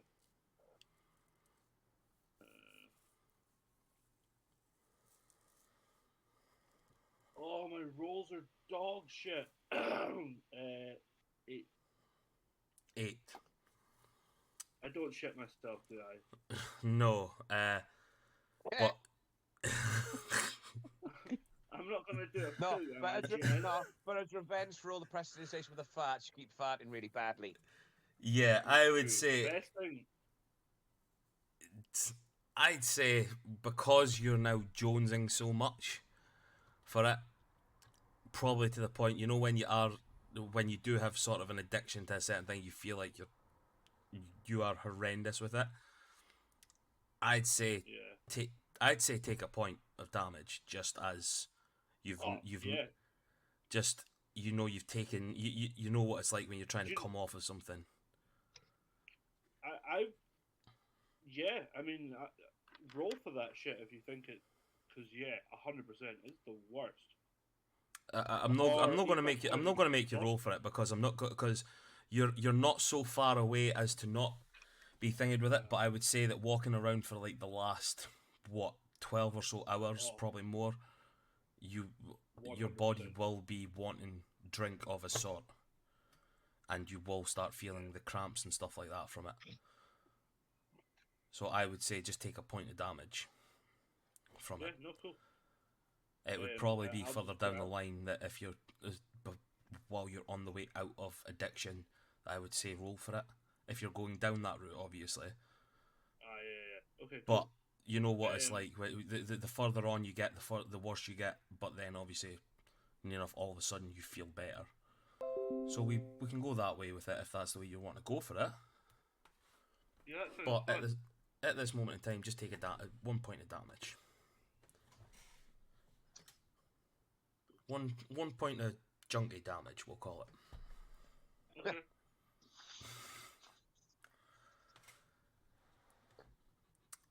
So you guys are all coming in. You see each other and just sort of congregate around the same table now with the Mandoa and Bebop in turn. Oh, pardon me. Just looking at you guys like. When Stormcrow sees the Mandoa come in and he gets the attention, he can't help himself. He just has to finish off the song with a little bit of a flourish. And Let's just have that extra little bit of a zip on the end. Right, let's get a performance with disadvantage, we'll say. Oh, balls. Well, the first one was an 8. Could still be bad. And second was a 23 again. Oh. So, as you see the Mandoa walking in, you sort of get this flushed feeling in you because after seeing him in action a few hours ago, you're like, oh, you're a wee bit smitten with him. You see him walking in his cool manner, and just as you're going to sort of be a bit flashy dashy with it, you pluck in one of the strings of your lyre just for this massive finish, and you just hear ding. You snap a string on your lyre, and it just becomes a bum snap my note. banjo string. Yeah, exactly. You snapped your banjo G-string. string for. You snapped your banjo string for Mandoa. I got so excited I snapped my banjo string. Yes. That's supposed to be horrific, by the way. Yes, that's supposed to be Never had horrendous. it. It makes me like cross my legs every time I hear about it. Yes. So you guys meet up with each other after being gone for the last few hours. Mandoa walks in. He's like, "Hey, I think I found something of your guys." And he just points at the two of them. "Do I get a prize for lost and found?" And Stormcrow just looks at him, smiles, goes, "No, but he would have got a better reward if you hadn't brought him back." Oh God, if I'd have known that, I would have just left them there. Mouse is just going to sit at the bar with an ale and watch. See who's walking in and out. Ramala just goes to the nearest table, the nearest free seat, and sits down at it, and doesn't care who it's next to. He just sits down. There's nobody around you, so you're just sitting sort of just beside where everybody's sort of congregating, where That's cool. Emrys is waiting for food. Mouse is now posted up at the bar, and Storm's just sort of crossed the room a little bit from them, plucking on his banjo string. Yeah, but as he's coming in, he comes in and he sits down by Emirates, and he waves the Mandoa over and Nephilis and then everyone, and waves him over and like, "Come on, guys, let's try and talk some business here." So the Mandoa and Bebop walk over to him, and Neff as well. Mandoa turns around to Ramala and goes, "Hey, you coming?" Where are we going? "Just sitting over there beside your friends." How far away are they from me? 6 foot. Fine. And then I get up and I just move to the nearest chair that's like with the group. Just even though you can't see his eyes, you can just feel something burning in you from Ivan Tor's fucking behind his mask, just staring at you like, okay, weird.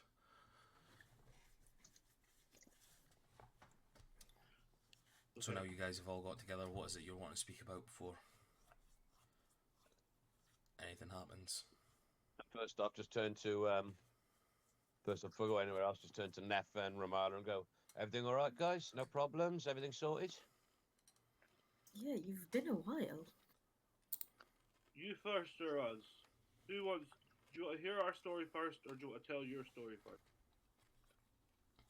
We'll hear your story first, so just give us the cliff notes.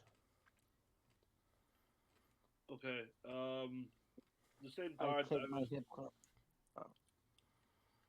What'd you say, sorry? I was gonna say I take my hip fast scout down what's left of it, and then with you proceed to tell them an abridged version of what happened. Yes. Yep, sorted. So you're just telling them roughly what it is rather than going through everything, of course. Well, we're telling them about the sort of offer we have going on. Are we, Yeah. when we're being totally open about that. Okay. And how open is Rob going to be about the discussion he's had about Killian? Yeah. With you guys, very. Okay. So we know. Oh, we sure. kind of find. So we kind of find out about the back history pretty quickly. Not the full stuff, but just basically he's the reason you're the way you are. Yeah. We don't know the full Basically what I story, do. but we know enough.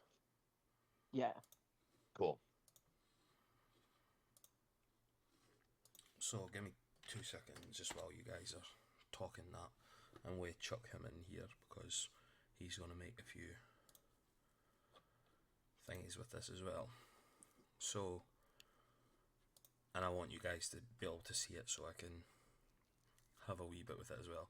So as you guys are sort of talking about Killian and stuff like that, you see sort of the Mandoa standing there just like taking it all in. He's not even sitting.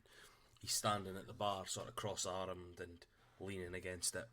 Bebop sort of bumped up onto like the seat that's there, but you can just sort of see like the top of his eyes just staring at you guys, just all like happy faced. A 13 for a history check. So Tor looks at you guys and he's just like, He looks to you, Neff, so he says, "So you know this Killian then?" Unfortunately, we were actually Killian, quite close at one point. he's part of the Hunters, if my memory serves me right. Yeah. Yeah. And you were a hunter as well? For a time. Okay. I've heard a lot about you guys. Obviously, I'm a bounty hunter. I hear things. If he's anything like what I've heard, then God, that kid has no chance. I've heard some bad stories about him, but this guy just seems to be able to disappear. Is he on your list? No, not at the moment. I don't think there's anybody stupid out there that would take that list. My list is pretty small compared to what he can do. I just look for idiots around the world. Mostly on this continent, on Endeavor. I move between the Northern Kingdoms and the Byzan Empire, but no, not him. Not at this moment in time, at least. But no, I wouldn't touch him.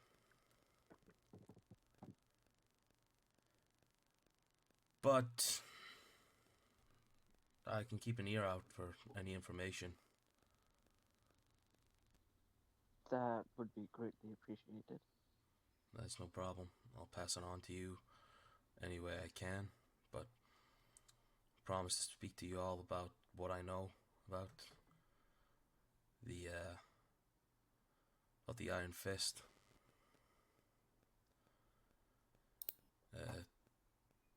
I know that they've had a few run-ins at the Wayward Sale. Something to do with the proprietor there, or somebody who owns it at least. Maybe not the tavern keeper, but the owner itself. I know that they operate in arms. They've infiltrated different places, rob places, obviously, but it seems like they've been expanding over the last 2 years. It's not just Apleona that they're in, but this seems to be where they started. But they seem to get everywhere now. The lieutenant that we spoke to seems to have the idea that they are linked with the hunters somehow. That sounds like it could be a thing. You know what scumbags do, they sort of stick together. Yeah. Best bet for you guys would be to go check Wayward Sale, see what they know. Other than that, there's not much more I can tell you. I bet you didn't And already know. If we are going the way with Sale, just out of curiosity, just how rough is this place? It's not too bad. It's not as nice as this place, but it's a dock workers bar. It's not too bad, but it's not amazing. I would suggest you go there. No. I would suggest you go there. It seems he looks outside.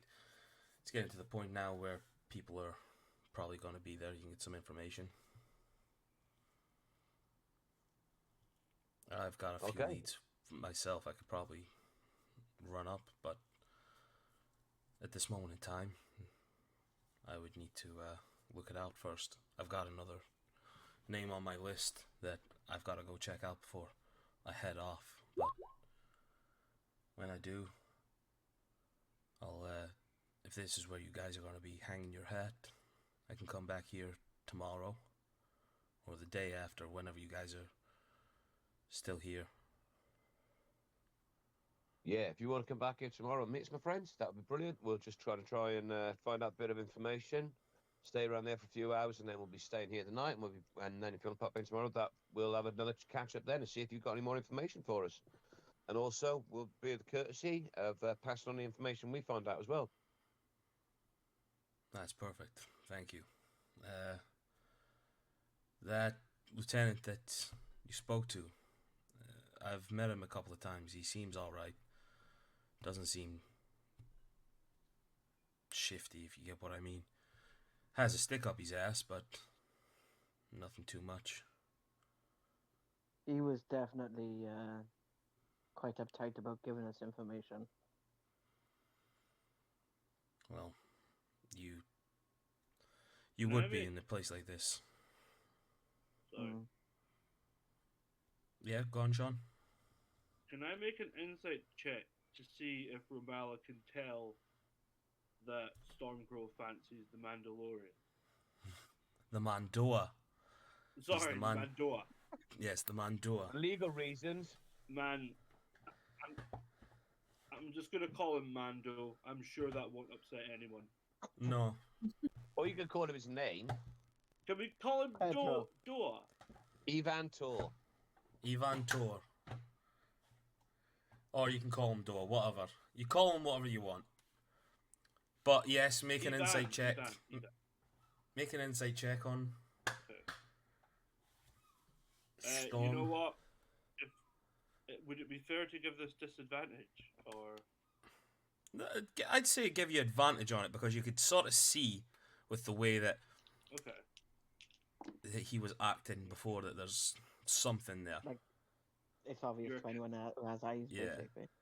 You're a kind of benevolent DM, but I roll 8 with advantage. So You rolled an 8. I just hear screaming in my ears instead.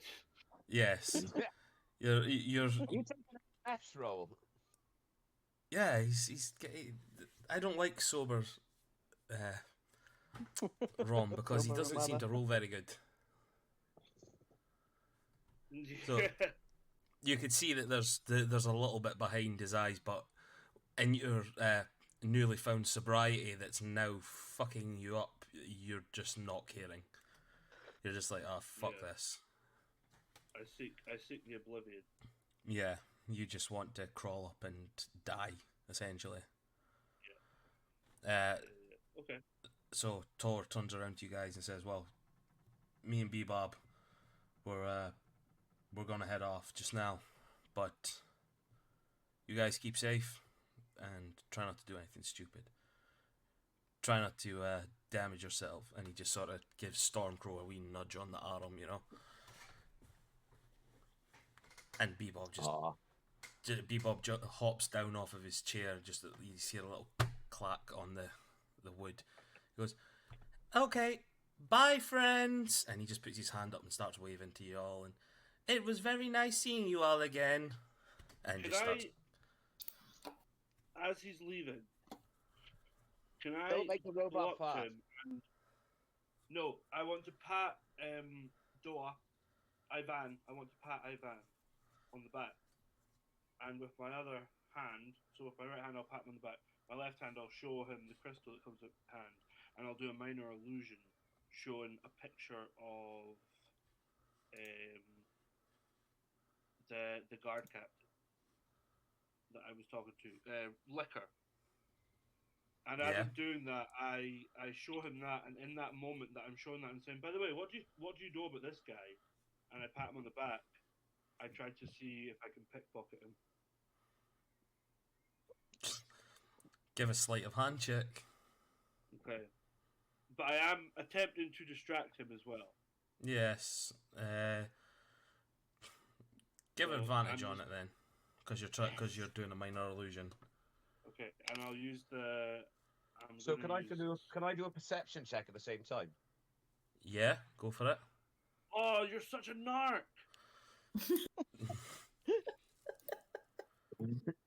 Oh, D&D Beyond don't like me. 13. Oh, I've just rolled an 8, but I've just realised he has a passive perception of 12. Yeah, And you've rolled what did you roll? A 9, and that was at a advantage. 9 at advantage. Yeah. So he feels you patting him in the back, and just as he does that, he sort of puts his opposite arm from where you are and grabs your hand, and just sort of then takes his other arm and just sort of puts his arm over your shoulders and listen, I'll let this go once. Seeing as though you look like you're in worse shape than what you should be. So I use my aberrant mind to speak into his mind, and I say, I know where she is, but like in that voice. you know where she is. Yeah, I'm making shit up to try and freak him out. He's just make an intimidation check on that. Yeah, Fuck it. that's kind of what I was hoping to do. Oh, the dice hate me. Got a +5 on that as well. And what would I go for an intimidation for that as sort of counterbalance? Maybe insight. Yeah, let's go insight.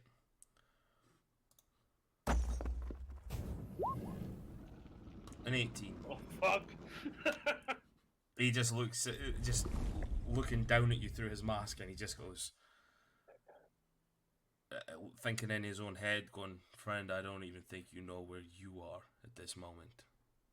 Get some rest." He hears back in his head, "Ah well, can't blame a dwarf for trying." Just sever the connection and walk off.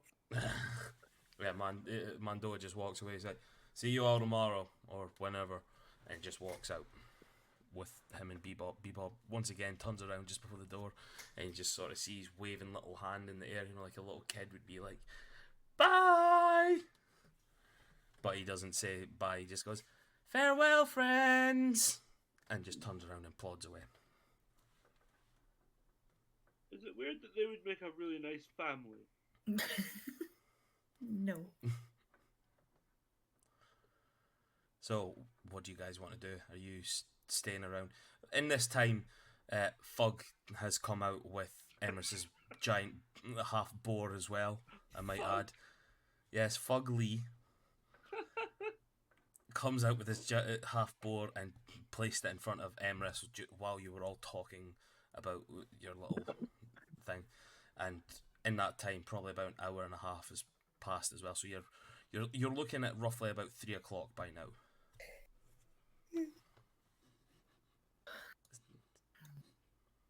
So what do you guys want? Let's get to the Wayward Sail. You guys are going to the Wayward Sail? Yes. Silver wheel. Yeah. Can somebody give me a survival check then? Oh, No, Sean. I'll do it. I've got a +2 to it. 5. 11. Oh, yeah, we'll go with Mouses. Yeah, so Yeah. the two of you will take the lead, but during the travel, sort of, because Mouse has got the map, Emrys has sort of been looking over her shoulder while she's been looking at it, and he's been trying to decipher it, but taking sort of a turn when he shouldn't be, and she's going over, no, this way, and putting him back on track. You were 20 looking minutes. at it upside down. 20 minutes later, you guys find yourself outside the Wayward Sail. It looks like there might be a couple of people inside from where you see through like the glass and stuff, but you're not too sure. You guys going in? Do we want to have a look around first, see if anybody is looking a bit dodgy inside? I think we just go in there, yeah, just get a drink and sit in the bar, see what it's like, sum up the mood of the place. Mm-hmm. Okay, good. so you guys walk in. Somebody want to give me a perception check, or you can do a group perception check and see what you're guessing from it. I Let's barely see if know where Nev the knows where fucking he is bar. today. I got a 10. Oh, Mouse coming in strong again. She's good at something. Neff finally has a good perception check. I know. He did better than me. He's taking over from me. So you guys wander in. Did you get one, Sean? I know he's like probably not just following everyone, not really paying attention. Just not paying attention. Right, so he's not being a dick. He's struggling now. yeah, he's in a world of his own sort of thing. Yeah, Yeah. No problem. So he's wandering in behind everybody. Mouse and Emrys, you guys are the first ones to go in because you've obviously been the ones at the front of the pack during it. Emrys just looks around and doesn't. It just looks like another bar to him. He's still not too sure about what life in a city is like, having grown up in like the wastes and things like that. Mouse, you see there is a couple of people in here, not many, but when Tor told you it was just like a workers' bar, a dock workers' bar, he really oversold it. This place is a bit run down. And it's like, you see like maybe 2 dock workers sitting there. You see off in the corner, there's like this old, run down, proper like piss head, like half elf, like blue rags, things that just sort of head down on the men on the bar, not really alive to the world sort of thing, just there. And behind the bar you see a lizard folk male, like tavern keep. He's just sort of not really caring too much about what's happening, just going over, maybe pouring an ale for himself, spit cleaning some of them in cups and things like that, and just looking around at you guys going, what will it be for you all? Oh, definitely a few drinks and maybe some information. What sort of information? What is your best ale? This.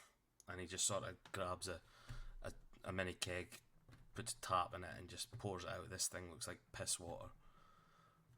It's called the Minotaur's Charge. Yeah, I think this Minotaur might have been a bit dead when it charged. Maybe, but who knows? There's no point in having nice stuff in here nowadays. No? Pours 5 tankards for you all. A bigger one for the big guy, I take it. You will have the rest of the barrel. Okay. Plops in front of you. Oh, we are new in town. Why 10 silver, please. I hand it over. Why no nice new things? Well, every single week near enough, we've been getting raided by the Iron Fist. I don't care anymore, I'm just gonna say it. They threatened me multiple times. All they seem to do is threaten. They never hurt. But what can they do? I'm not paid enough to care. Why do you ask? Oh, no, like I said, we are new. We just want to get to know where we are. Give an insight check into this mouse. Sort of see that this guy's just not caring. Yeah, you can. It's not a high DC for that. Just you see that this guy just does not care about anything at the moment. He's sort of beaten down, run down, sort of thing. Looks a bit haggard, and you've never really seen a lizard person look this way. Just sort of stress has got to him. I kind of look back at the guys and just shrug, like my hands up as if to say, like, Darren, Yes? would you say he kind of looks like he's from Easterhouse? I don't know. I've never actually seen anybody from Easter. I've never been to Easterhouse. Okay, what about, It looks like a Yeah. fifer. yeah. Anyway, sorry. Racist. No, it's not racist. This is. It's not racist when it's the truth. The Yeah. fifers are fucking lizard folk. Honest to God. We're allowed to make fun of Yeah. ourselves. So it's basically like I'm from Tayside in Fife, like and I am fucking glad I'm from Tayside, rather than Fife. Like, no joke, these are family fuckers. Their family tree is a fucking twig. Welcome along to everyone listening to us on Twitch. Yeah, these fuck. No, he's right though. Like I say, family tree is a twig. That is the best Right. you can fucking admit to these people. You All know right, what- so marrying your cousin is considered posh. Yes, exactly. Yeah. If you marry outside of the family, you're condemned as a witch or fucking warlock. You get run out of there. if 10 you- toes on each foot, we're talking Yeah, here. if you have less than Okay. 10 toes, then you're fucking dead. You're stoned Right. to death. Do you want to know one last one to tell you what it's like? You know, if you ever saw mental Scottish people on Jeremy Kyle or on Judge Rinder, they were They're from always, Five. always from Yeah. Fife. Yeah, Always. and that is actually no joke. Like, I as can well. find so many of them It on is. YouTube It is. for you. They're either from Glasgow or they're from Fife somewhere, Yeah. and that is no joke whatsoever. Occasionally you'll get a Kilmarnock or a Cumbernauld, but Or an Aberdonian, but fucking, that's completely different kettle of sheep shaggers. yeah. And for once, I'm not speaking Yeah. about you Yeah. guys. Yeah, Okay, no, that's Aberdonians are our Welsh. Like that's, they literally they live off of oil. See, racism. that is not racism. That is fucking. That is You're true. picking on the Welsh again. Half of them are pulling it out the ground, and the other half are like rubbing it on themselves. Apparently there's a lot of strip clubs in Aberdeen. Yes, there is. Oil rigs and strip clubs. That's how they've made their money. Yeah. Anyway, so the lizard man's just standing there. Just you see that he's probably a couple of cups deep as well of his own minotaur piss. That's just standing there sipping on it and just looking at you guys like every single week we're getting attacked nowadays. They come in, they'll sit and they'll steal. They'll just drink us dry, and that's it. And so Stormcrow just popped up and goes, "Have they been in here recently?" Last week, so it seems to be that they're coming in weekly. Doesn't keep a clock, but hey ho. So they don't come in on the same day every week. No. And you just see like he's elongating like his words, and he's just like, yeah, he's drunk as well. Anything else for you all?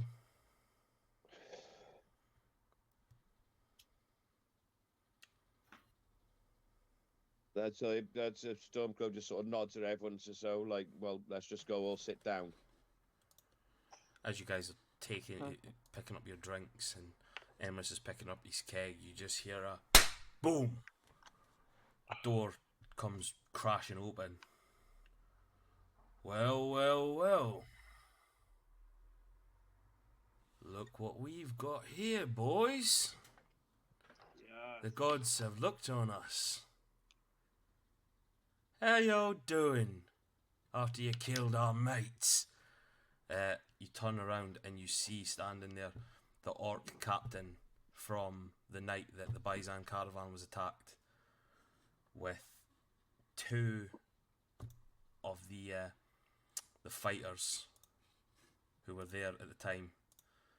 The humans, one of the humans, and another one that's there, and you see one of the hobgoblins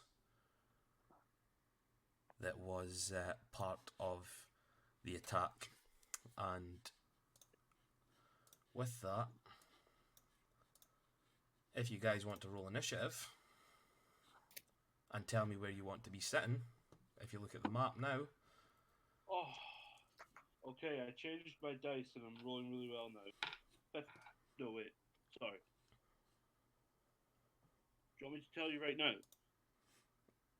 Yeah. When you go. 15 for Stormcrow. 15 for Stormcrow. 7. Natural 20. Yeah. Oh, Actually, go on there. 2 seconds, guys. Actually, I might need to restart this one because I've just realised that I took out. That I was meaning to try and get to this last week, but you guys were out of it. So there we go. So Neff, you'll need to. What did you roll? Natural 20 for 22. 22. What did you get? Do you remember what you rolled? Mouse. 8 for me. 8. Ramala. 17. 17. Storm. 15. 15. M. 8. 8. And then there we go. Ooh, Ooh. cool. Oh. So the top of the round is right. So where are you guys wanting to be? If you give me 2 seconds, I will throw you guys in. We will And give be you- at the bar talking to Mr. Lizard Man. Yep. Yeah. There's no other people in the bar, is there? There's one other guy who's sitting sort of like at the end of the bar, dead to the world. Okay. Uh, Yeah, okay. Ramal will be sitting right here then. Oh. Yeah. Oh, that's exactly. Yeah, perfect. Thank you. you are controlled by me and Yes, I am. you. So you can move him wherever you want to go. Neff, Yeah, I'd probably You're- be right next to Ramala, keeping an eye on him. so me, Robert, that's you. Mouse, where do you want to go? I'll be right in the middle since I was buying, and that's it. You right there.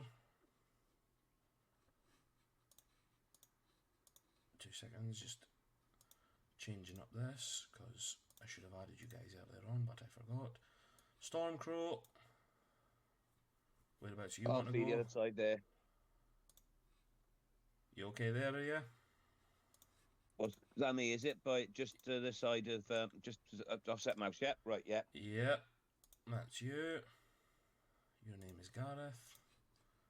That's me. And M, Yep, that's fine. you want to be there? You're right beside the pish head then. And you're Stuart. So you guys can think. So there's the barkeep. I never added the other guy, but we could just imagine that he's sort of over there at the end of this, still head on the bar and sitting waiting. So first one up, Hobgoblin. He's gobbling these nuts. What was that? What was that? Well, Robin, you just had to make this all childish, didn't you? For fuck's sake. Yeah, we've been so mature so far. Yeah, exactly. It's all right, I've just reminded myself that I have advantage on These nuts? initiative. Oh, you know what? Go and roll initiative again then, with your advantage. One more time. Let's see. 14. 14. Let's change you to 14 then, cause Oh, it's back. Sorry, I lost the turn tracker. Oh, Did did you you? disappear for someone else as well? Dipshit. Yeah. Oh, There we thank go. God. It wasn't just So, me, I was freaking out. the first one is Doblin the Hobgoblin. No, it's Aaron. Aaron, the Hobgoblin. Because he's the one that thinks. So he turns around, he's like, yeah, you're the ones that killed my brothers. He moves past and goes towards the barman there. And the first one he sees is Mouse, who's at the front of the bar, and he's going to throw a dart at you. Oh, lovely. Round 2. For a 9. That will miss. That will miss. He just sort of, the dagger goes right past your head. He's just, fuck. And pulls himself sort of back now again towards the group and leaves it there. Next on the turn list is Neff. Okay. I'm going to jump over to the other side of the bar.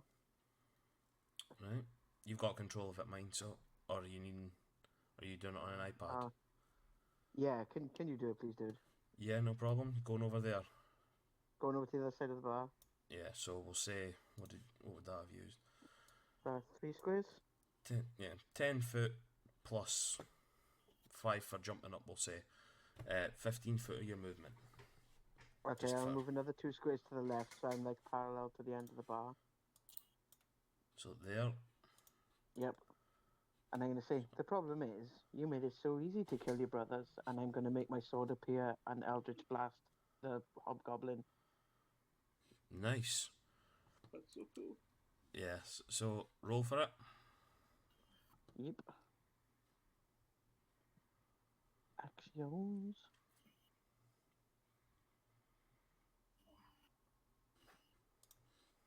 Ah, for fuck's sake.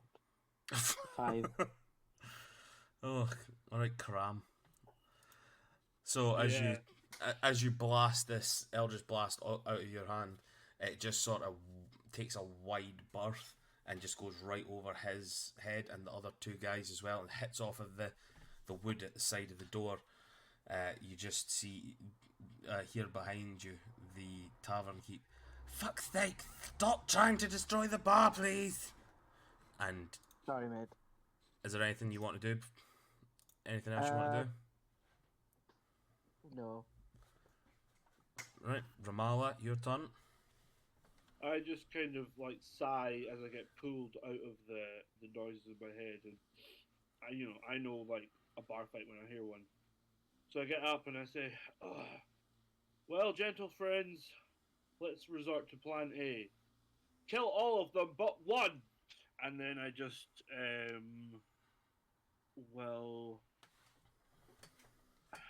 which one's like the second most strong? The second most Like strong, maybe the hobgoblin. yes, Or would is he be the the leader? would be Aaron. So Okay, yeah, I'll go for him. I'll just so that one, the yeah, one that I moved and will. went back. I will hit him with dissonant whispers. So he needs to make a wisdom save. Okay, wisdom save.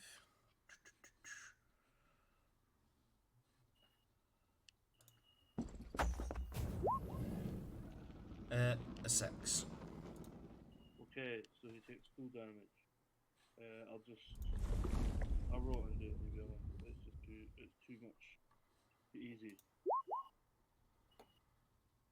So he takes 11 points of damage, and he has to use his reaction to run as far as he can away from me. Okay, like last time, he hears just this whisper in his head that says, "Run," and as he does, he bolts out the door. How much did he have left? So he moved from there to there, and then back. So that would be 30 feet. He takes 40 feet, so 10 feet. So we'll say that he just gets sort of just outside the door here. It has to be his full movement. He uses his reaction. So full movement rather than away from me. Yeah. Right. So it's not just like what he would have left. Then it would be No. everything. Right. So he would be right out the Everything. door then, and near enough up the street. Yeah. So that one's fucked off. Hang on. Can I do the thing where you? How do you do the thing where you put the spell in the? Is it just cast on VTT? Yes, you can. It's, Sorry, yeah, because obviously. Oh shit! No, that's not what I meant to do. So you would click on it, and it was beside it. There would be. Right. Sorry. So you click on the spell that you're going to use, so it brings up like the information at the side rather than the cast or anything like that, and then beside it it'll come up the what does it say? I can't see it because I'm on different windows at the moment. It's okay. It's not. But there should It's be okay, another it's bit. fine. It's not a big deal. We don't. It's not Right. a big deal right now. Well, you gave him 11 points of damage, and he's fucked off. Okay, yeah, and he's fucked off. I have a bonus action, which I'm going to make. No, that's it. I'm just going to stay there, and that's my turn. Sorry. Okie doke. He is now gone. He's now ran out of the place. Next is Stormcrow. Me, yeah? Yes.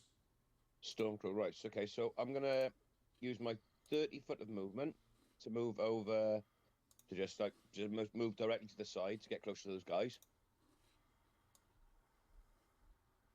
So pass Okay. Ramala.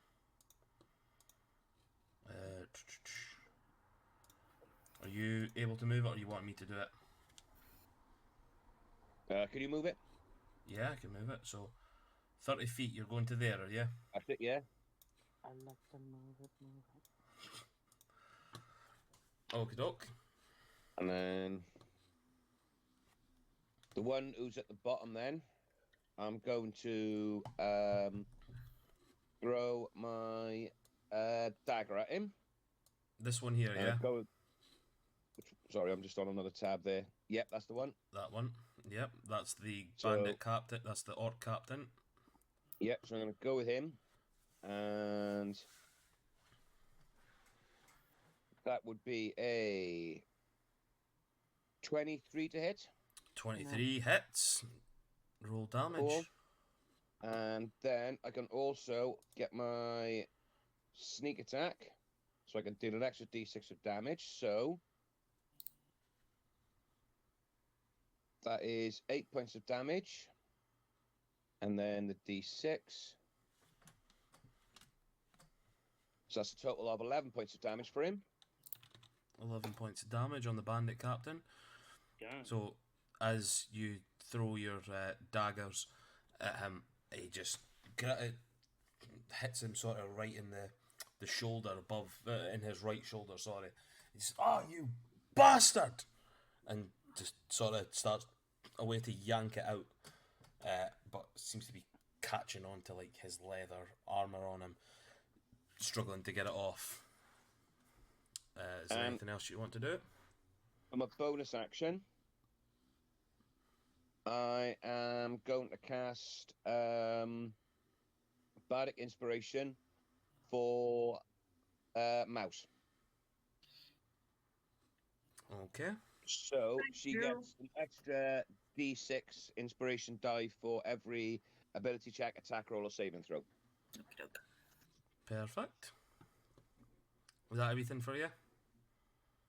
That is done. That is me done. Yeah. Okay. Mouse. Okay, she is going to take a perch on the bench, look over and do a little wave of her hand, and she's going to cast Fairy Fire on all three. So I need dex saves, please, from all of them. Dex saves. So I was clicked on that one, so don't know why. They've got to beat a 13. Oh, yeah, I was gonna use exactly the same spell, but I thought, nah, I won't bother with that. I'll just go for straight out stabbing the bastards. So the captain got a 4.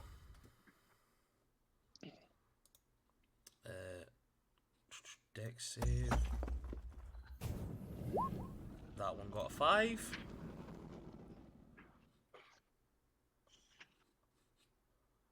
And where is the other spy? The other spy should be here, but he's not, it seems.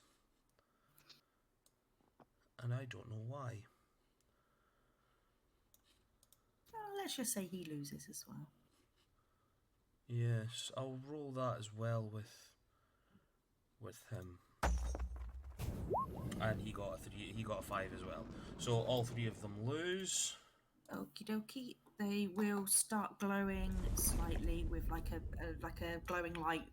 Mist will appear around them, and everybody will have advantage against them for attacks. Ooh. And they can't turn invisible. You know, just in Nice. case they wanted to turn invisible and run away. But basically, yeah, everyone's got advantage against them now. Perfect. And I'm just going to sit down and drink my beer.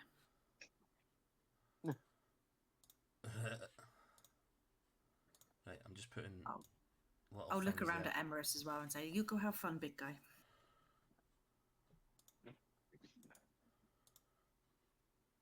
Okay, and that's your turn done, is it? Yeah. Okay. So with that, it's the bandit captain's turn, and this guy is mad. So he's gonna take his movement, run right up to Storm with the thing still in his shoulder, and go, well, fuck you then. And he's away to take a swipe with his scimitar. Does a 24 hit? I think we all know the answer to that one. Yeah.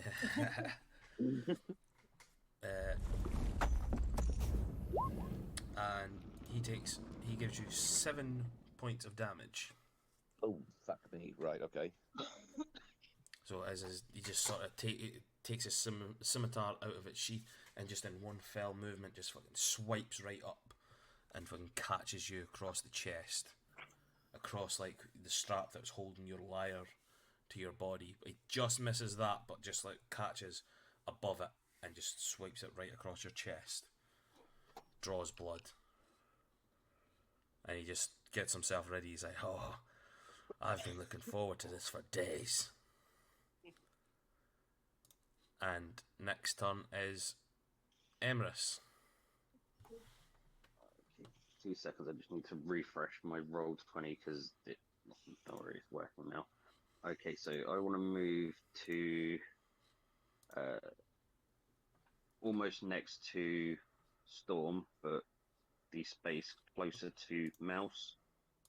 Does that make sense? So like there. Perfect. Yep. I'll move you there for you.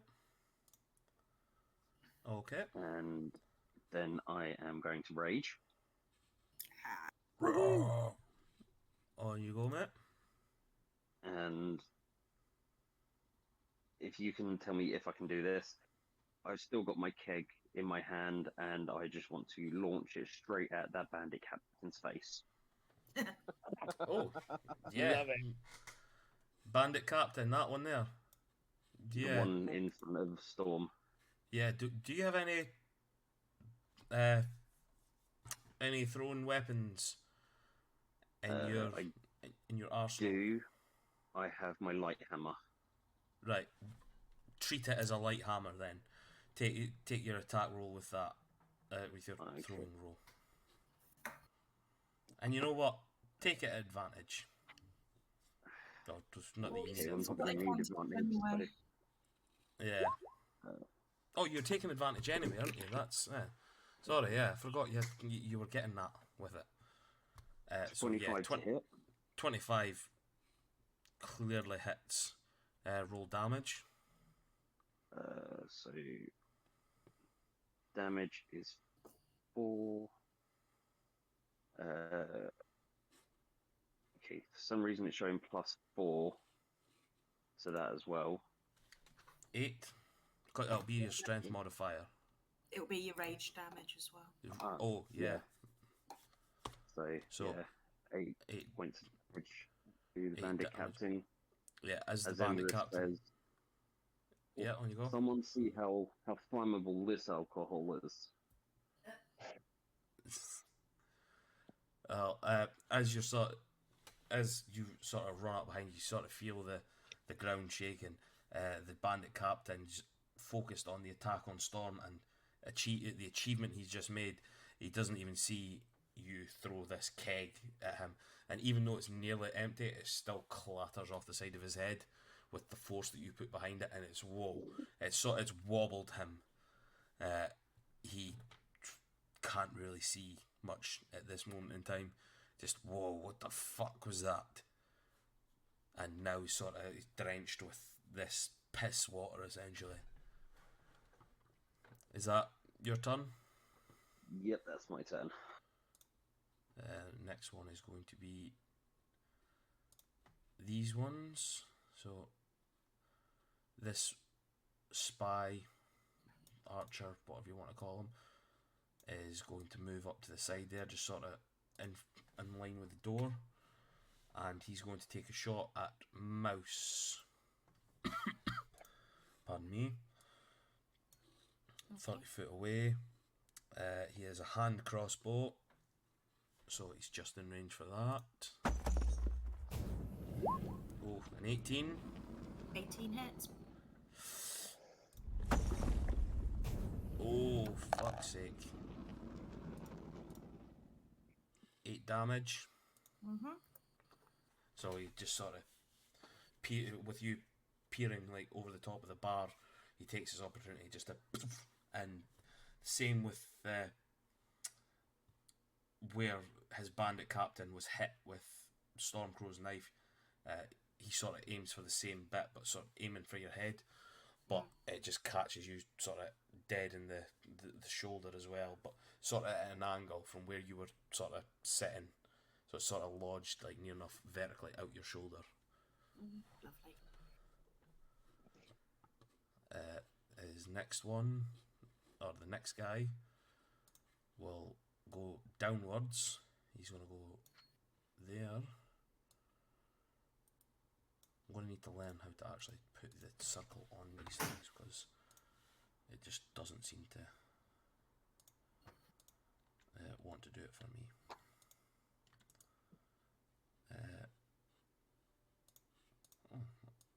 Yes, I know how to do it. Sorry, I'm getting distracted.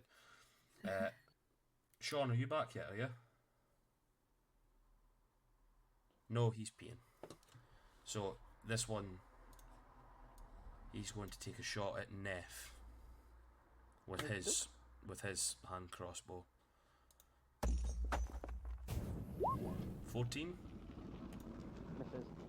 Misses. So this crossbow bolt just pings right past Neff. Sort of your hunter skills sort of let you see it and dodge. It just sort of pings right into the shelves right behind you, into some sort of like so the produce that's in the fucking on the shelf. You've now got like a load of potatoes that have got a big fucking crossbow bolt poking out of them.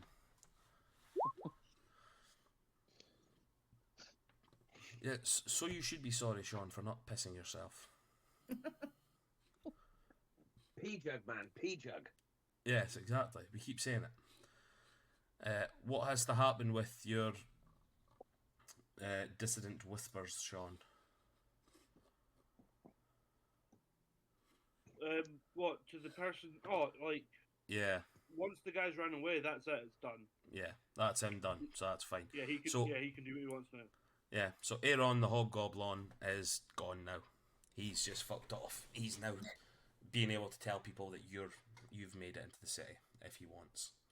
But that's twice now that you've made him run away crying. Next turn is Neff. I'm going to stay where I am and witch bolt the goblin that just shot at Mouse. So that one there, Yeah, that's the one. the human. Oh, human, sorry. Yes, he's human. How do you not be able to tell from that angle? Oh, for fuck's sake. Never mind. Yes, that does not hit. With advantage, remember. Oh, Oh yes, of course. We keep forgetting about the advantage on it.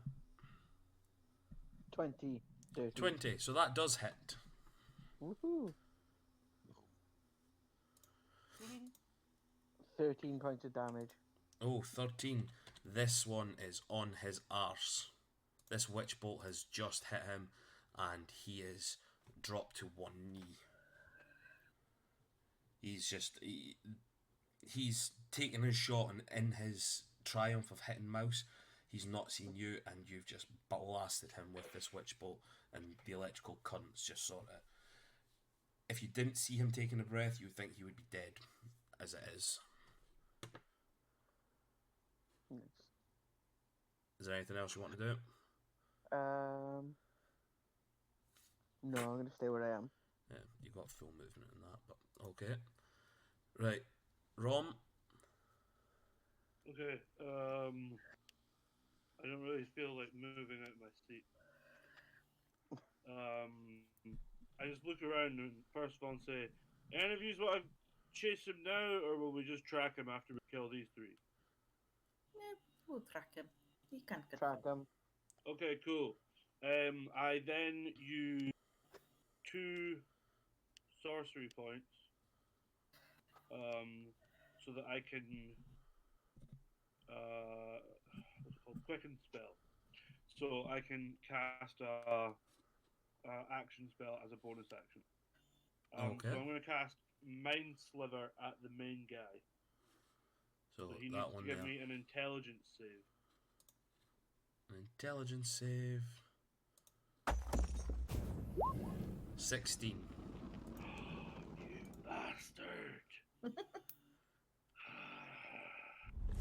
Okay, so that I believe just does nothing. Yeah, it's because it's a cantrip. He's just succeeds. That's okay though, because I will still use dissonant whispers on him with my action. So I need Okay. another intelligence save from him. A natural 20. Jesus.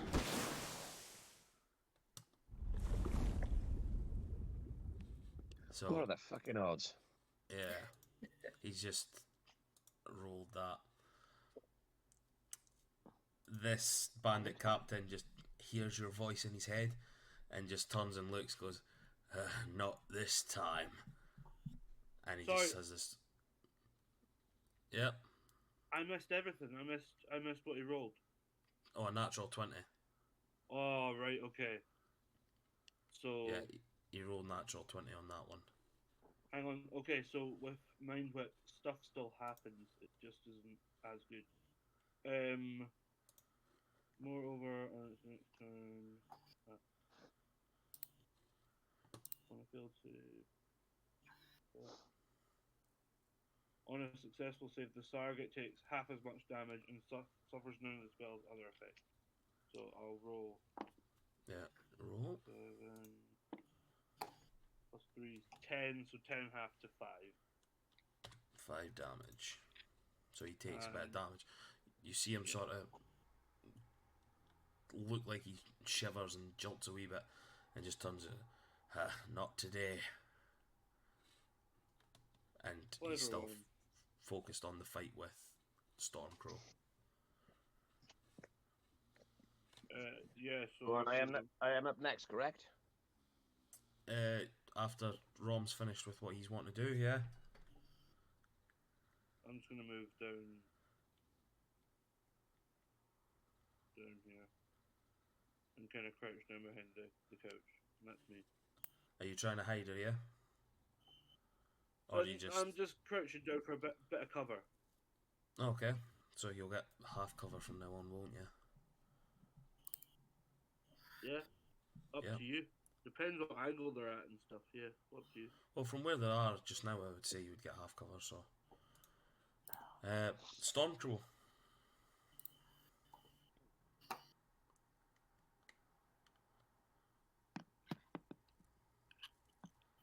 Stormy.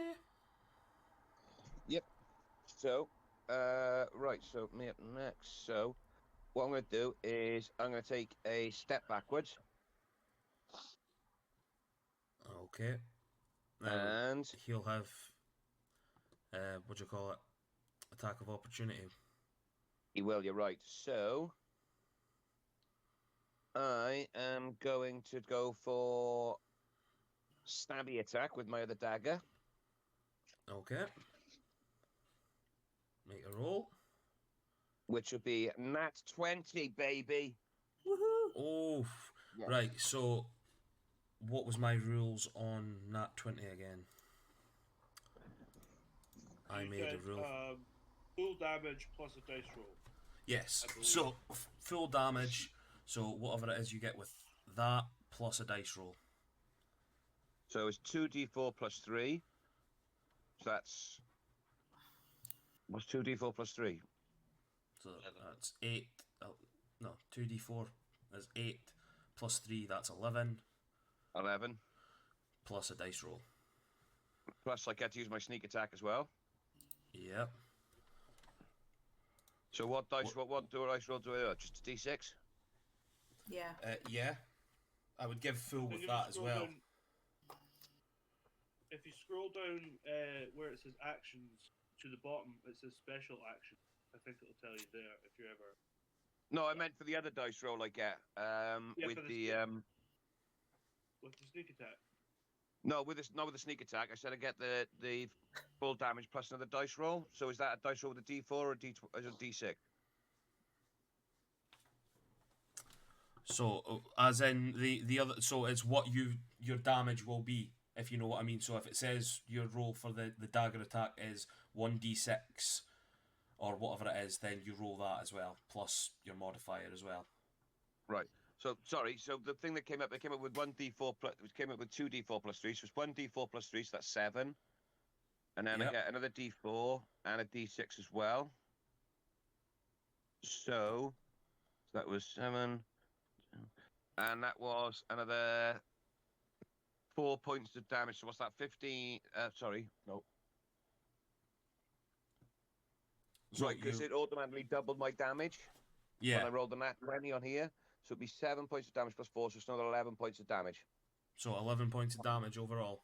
That's with your Yeah. that's with your instant double plus your dice roll. So plus And my dice roll. So your- my instant double gives me 11. Plus Okay. the extra dice gives me another 2. And then, so what's that? That's 15. 15. Yep. Yeah. Okay. 15 damage. Oh, the bandit, the orc captain is hurting. Ooh, you bandit. So I've got 2 weapon fighting as well. Go for that. Roll for that. So with my other hand, I'm going to use me whip. Mm. That was a 7, that's shite. Yeah, no, that doesn't hit. So after your amazing flurry with your dagger, you'd sort of pull your hand around to try and whip him, take a bit extra on him, and he just sort of, where he's been stabbed, he sort of takes a knee, and your whip just goes right across his head.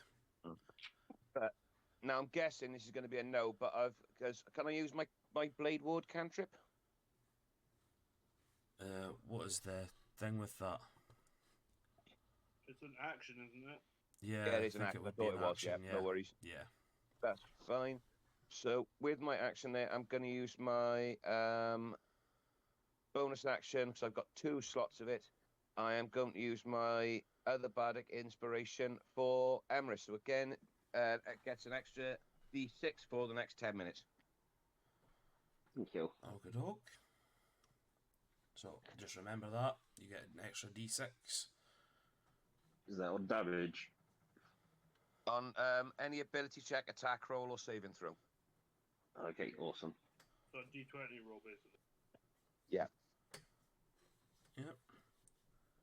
Is that everything you want to do? Yeah, that'll do me. Okay. Mouse. Okay, so I'm going to put my crossbow up on the bar and try and hit this dude up here that hit me earlier. Okay, you're going for that one. 13. Yep, that hits. I'm just going to roll again just in case. No, that still hits. So 6 damage against him. Yeah, he's dead. Okay. And because I didn't move last time, I get my feline agility, so I get double movement. So Okay. I'm going to come down over to this guy. I'm going to click my little fingers together and cast Spiritual Weapon. Oh, I love this. Oh, I'm going to put it here. okay. Let's see if I can make a wee token or something. So it's going to be a cat's paw, and where Mouse's spots are quite dark grey, this one's like a really silvery light, like a lot lighter than her skin. So I'll just put that there just now. Yeah, Just that's because fine. I'll, Sorry, that's so cute. I'll try and make a little token for that if that's going to be your thing Yeah. from now on. I'll make a wee token for that when I can. Okay, and the cat's paw is going to try and hit this dude here. Which one's that you're going for? Sorry, the Yeah, bandit the one. captain. Or The one with- next to me. Yeah. Oh, sorry. I'm struggling to see where I've even put you now. So he's going to try and hit that one. Are you on top of him, are you? Yeah, you're on top of him. I wasn't. I'd see him here. Ah, he's there. Anyway. All right. Well, it's going to hit him anyway. So. Yeah, hit him anyway. Go for it. That is a 19 to hit. Yep, that Do hits. For shits and giggles. No. Okay. 5 force damage against him. 5 force. So this one takes a knocking as well. He's sort of off his balance from this spiritual weapon that's just hit him. And he's just wandering about. He's just standing there now. Just to hug the big cat paw. Right, it's the bandit captain next. After taking this damage from Stormcrow, he's proper raging with himself now. So he's going to take a multi-attack against you. He's going to hit you twice with his short sword. No, sorry, I was clicked on the wrong person there. Multi-attack.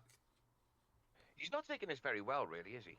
No, he's not going to take a multi-attack because that seems overpowered. He's just going to hit you with the scimitar. And he's not going to hit you with the scimitar. With the damage that he's taken, he's just sort of off his game now. He's stumbling back a little bit. He swipes up with you again just to try and get you with the scimitar, and it just completely fucking zones off from the side. And with that, he's going to just completely panic and start moving backwards towards the door. But with If he that, does you'll that, get... can I take an attack of opportunity while he's doing that? I Yep. will as well. Both of you will get advantage on him as well, will you? Yep. Yep. So go for it at advantage. Ladies first. Dirty 20. Yeah, dirty 20. Okay, roll damage. 9. 9. 9. 9. 9. 9 damage. He's properly rocked now. This hammer's hit him in the side of the head, and just you see the lights behind his eyes are just sort of fading a little bit. Stormcrow. So I'm gonna go for whippy attack as well. You're gonna whip him as he's walking past. Yeah, and Yeah. that would be 19 19. On you go. for just rolled off the 4, so 5 damage with my sneak attack. That gives a total of 7 damage. Another 2. So that he's properly on his arse now. Oh, But just he's roll just- that one more time, just in case you get a 20. Oh yeah. Oh shit! Yeah, I thought it was an advantage, wasn't it? Mm-hmm. Yeah. Yeah. Ah, nah, 6. Yeah. So he's on his arse. He's at the door now, but that's as far as he's taken it. Just sort of his hands. He's now stumbled at the door. Emrys, it's your turn. Okay. I'm going to use my movement and move there. Oh, he's fucked. Yeah. Um, Roll good. Yeah. I'm going to hit him with my great axe. With advantage. Yeah, with advantage. Yep.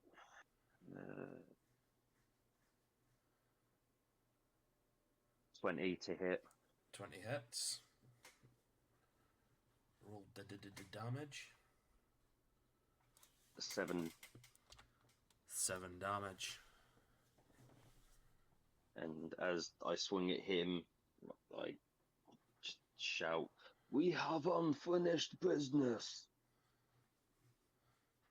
With that Did you add attack. your rage on that? Yeah, the rage was on that. So with that attack and that cry, the orc captain just sort of stumbles. Now he's on the ground, near enough dead from this. Is that your turn? Is it? Can I grapple him as a bonus action? Sean, is that a bonus actionable thing? No. Is that just an action? Is it? technically that's an action. It would count as one attack. So you'd have to use it, like at higher levels, you could make an attack and a grapple if you want, because it counts as an attack. Yeah. So Okay. we could say that you can. If you want to do a rule, that'd be fair enough. Yeah, we could say that you could stand on him if you want while he's dying. You can put a foot on him. Well, I've got 2 weapon fighting, so my light hammer, which is also a melee weapon, can I just throw that down at his head? Yeah, fuck it, why not? Nat 20. That hits. Oh, Jesus. So instant double damage plus a roll. So the roll with the rage came out as 8, and then it will be 8, so 12 total damage. Oh, he's fucked. His head is just absolute mush in the ground now. When you throw your hammer down, it just sort of cracks the back of his head and it pops like a fucking like an orange being crushed in a strong man's hand. This thing just all over the fucking sidewalk now from outside. You just hear people who are walking past going, "Ah! Ah!" not realising what's happened as they're looking at this giant of a man now fucking over the top of a dead body with a popped head. And Emrys just shouts, "Oh, fuck, his eye popped out." His eye popped out. Everything fucking popped out. His arse near enough popped out of the fucking top of his head. What are you on about?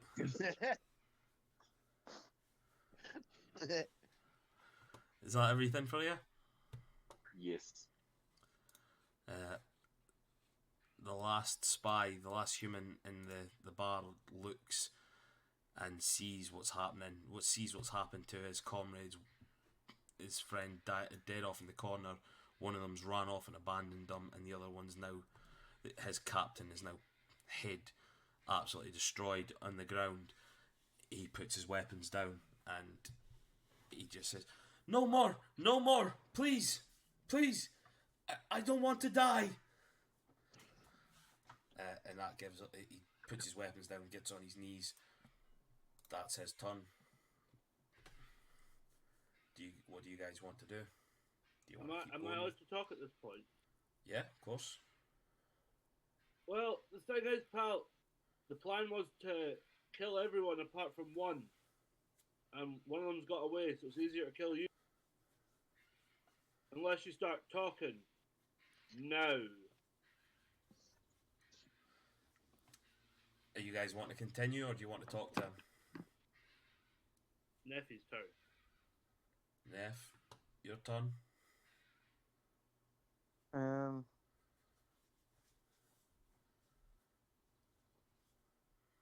I just say, answer his question. So we're finishing theirs. Yeah, I want to talk to him. Okay, You can- as you guys... Hold an action. Sorry, just saying you could hold an action in case it went to get again. Yeah.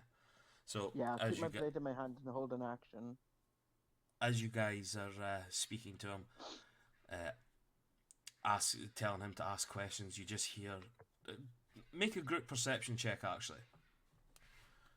While you're in in here.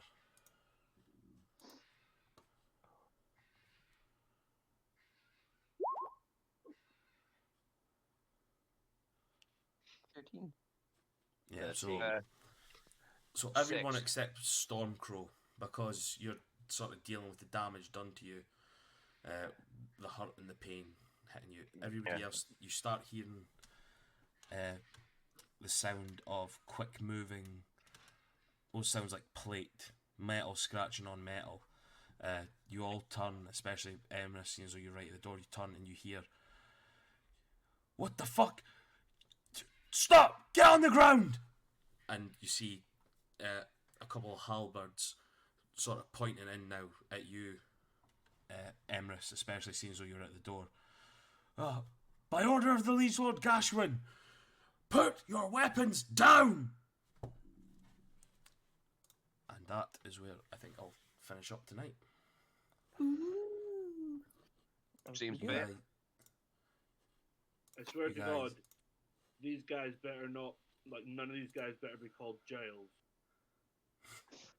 Or I wouldn't Percy. do. I wouldn't do that to you, Before mate. we finish, can Emrys just say to the guard, "My weapon is down in his head." As you do say that, you just see the look of terror in these guys' faces. Like, oh fuck, yeah, just you stay there, and that's where we're gonna finish up for the night. Because I feel that we've got to that point now. That's where I wanted to get to anyway, but. Yeah, that's a good session, guys. Yeah, it was a good Yeah, one. GG. I'm sorry if it felt like it dragged a little bit, but I thought with obviously meeting everybody up and stuff like that, it would have rather than just you guys meeting here, that over and done with, and then boom on to the next bit. Like, at least if I gave you guys something to do in the background of it all, Yeah. like Oh, yeah. Oh, I'm Get- sorry. I feel like we had like half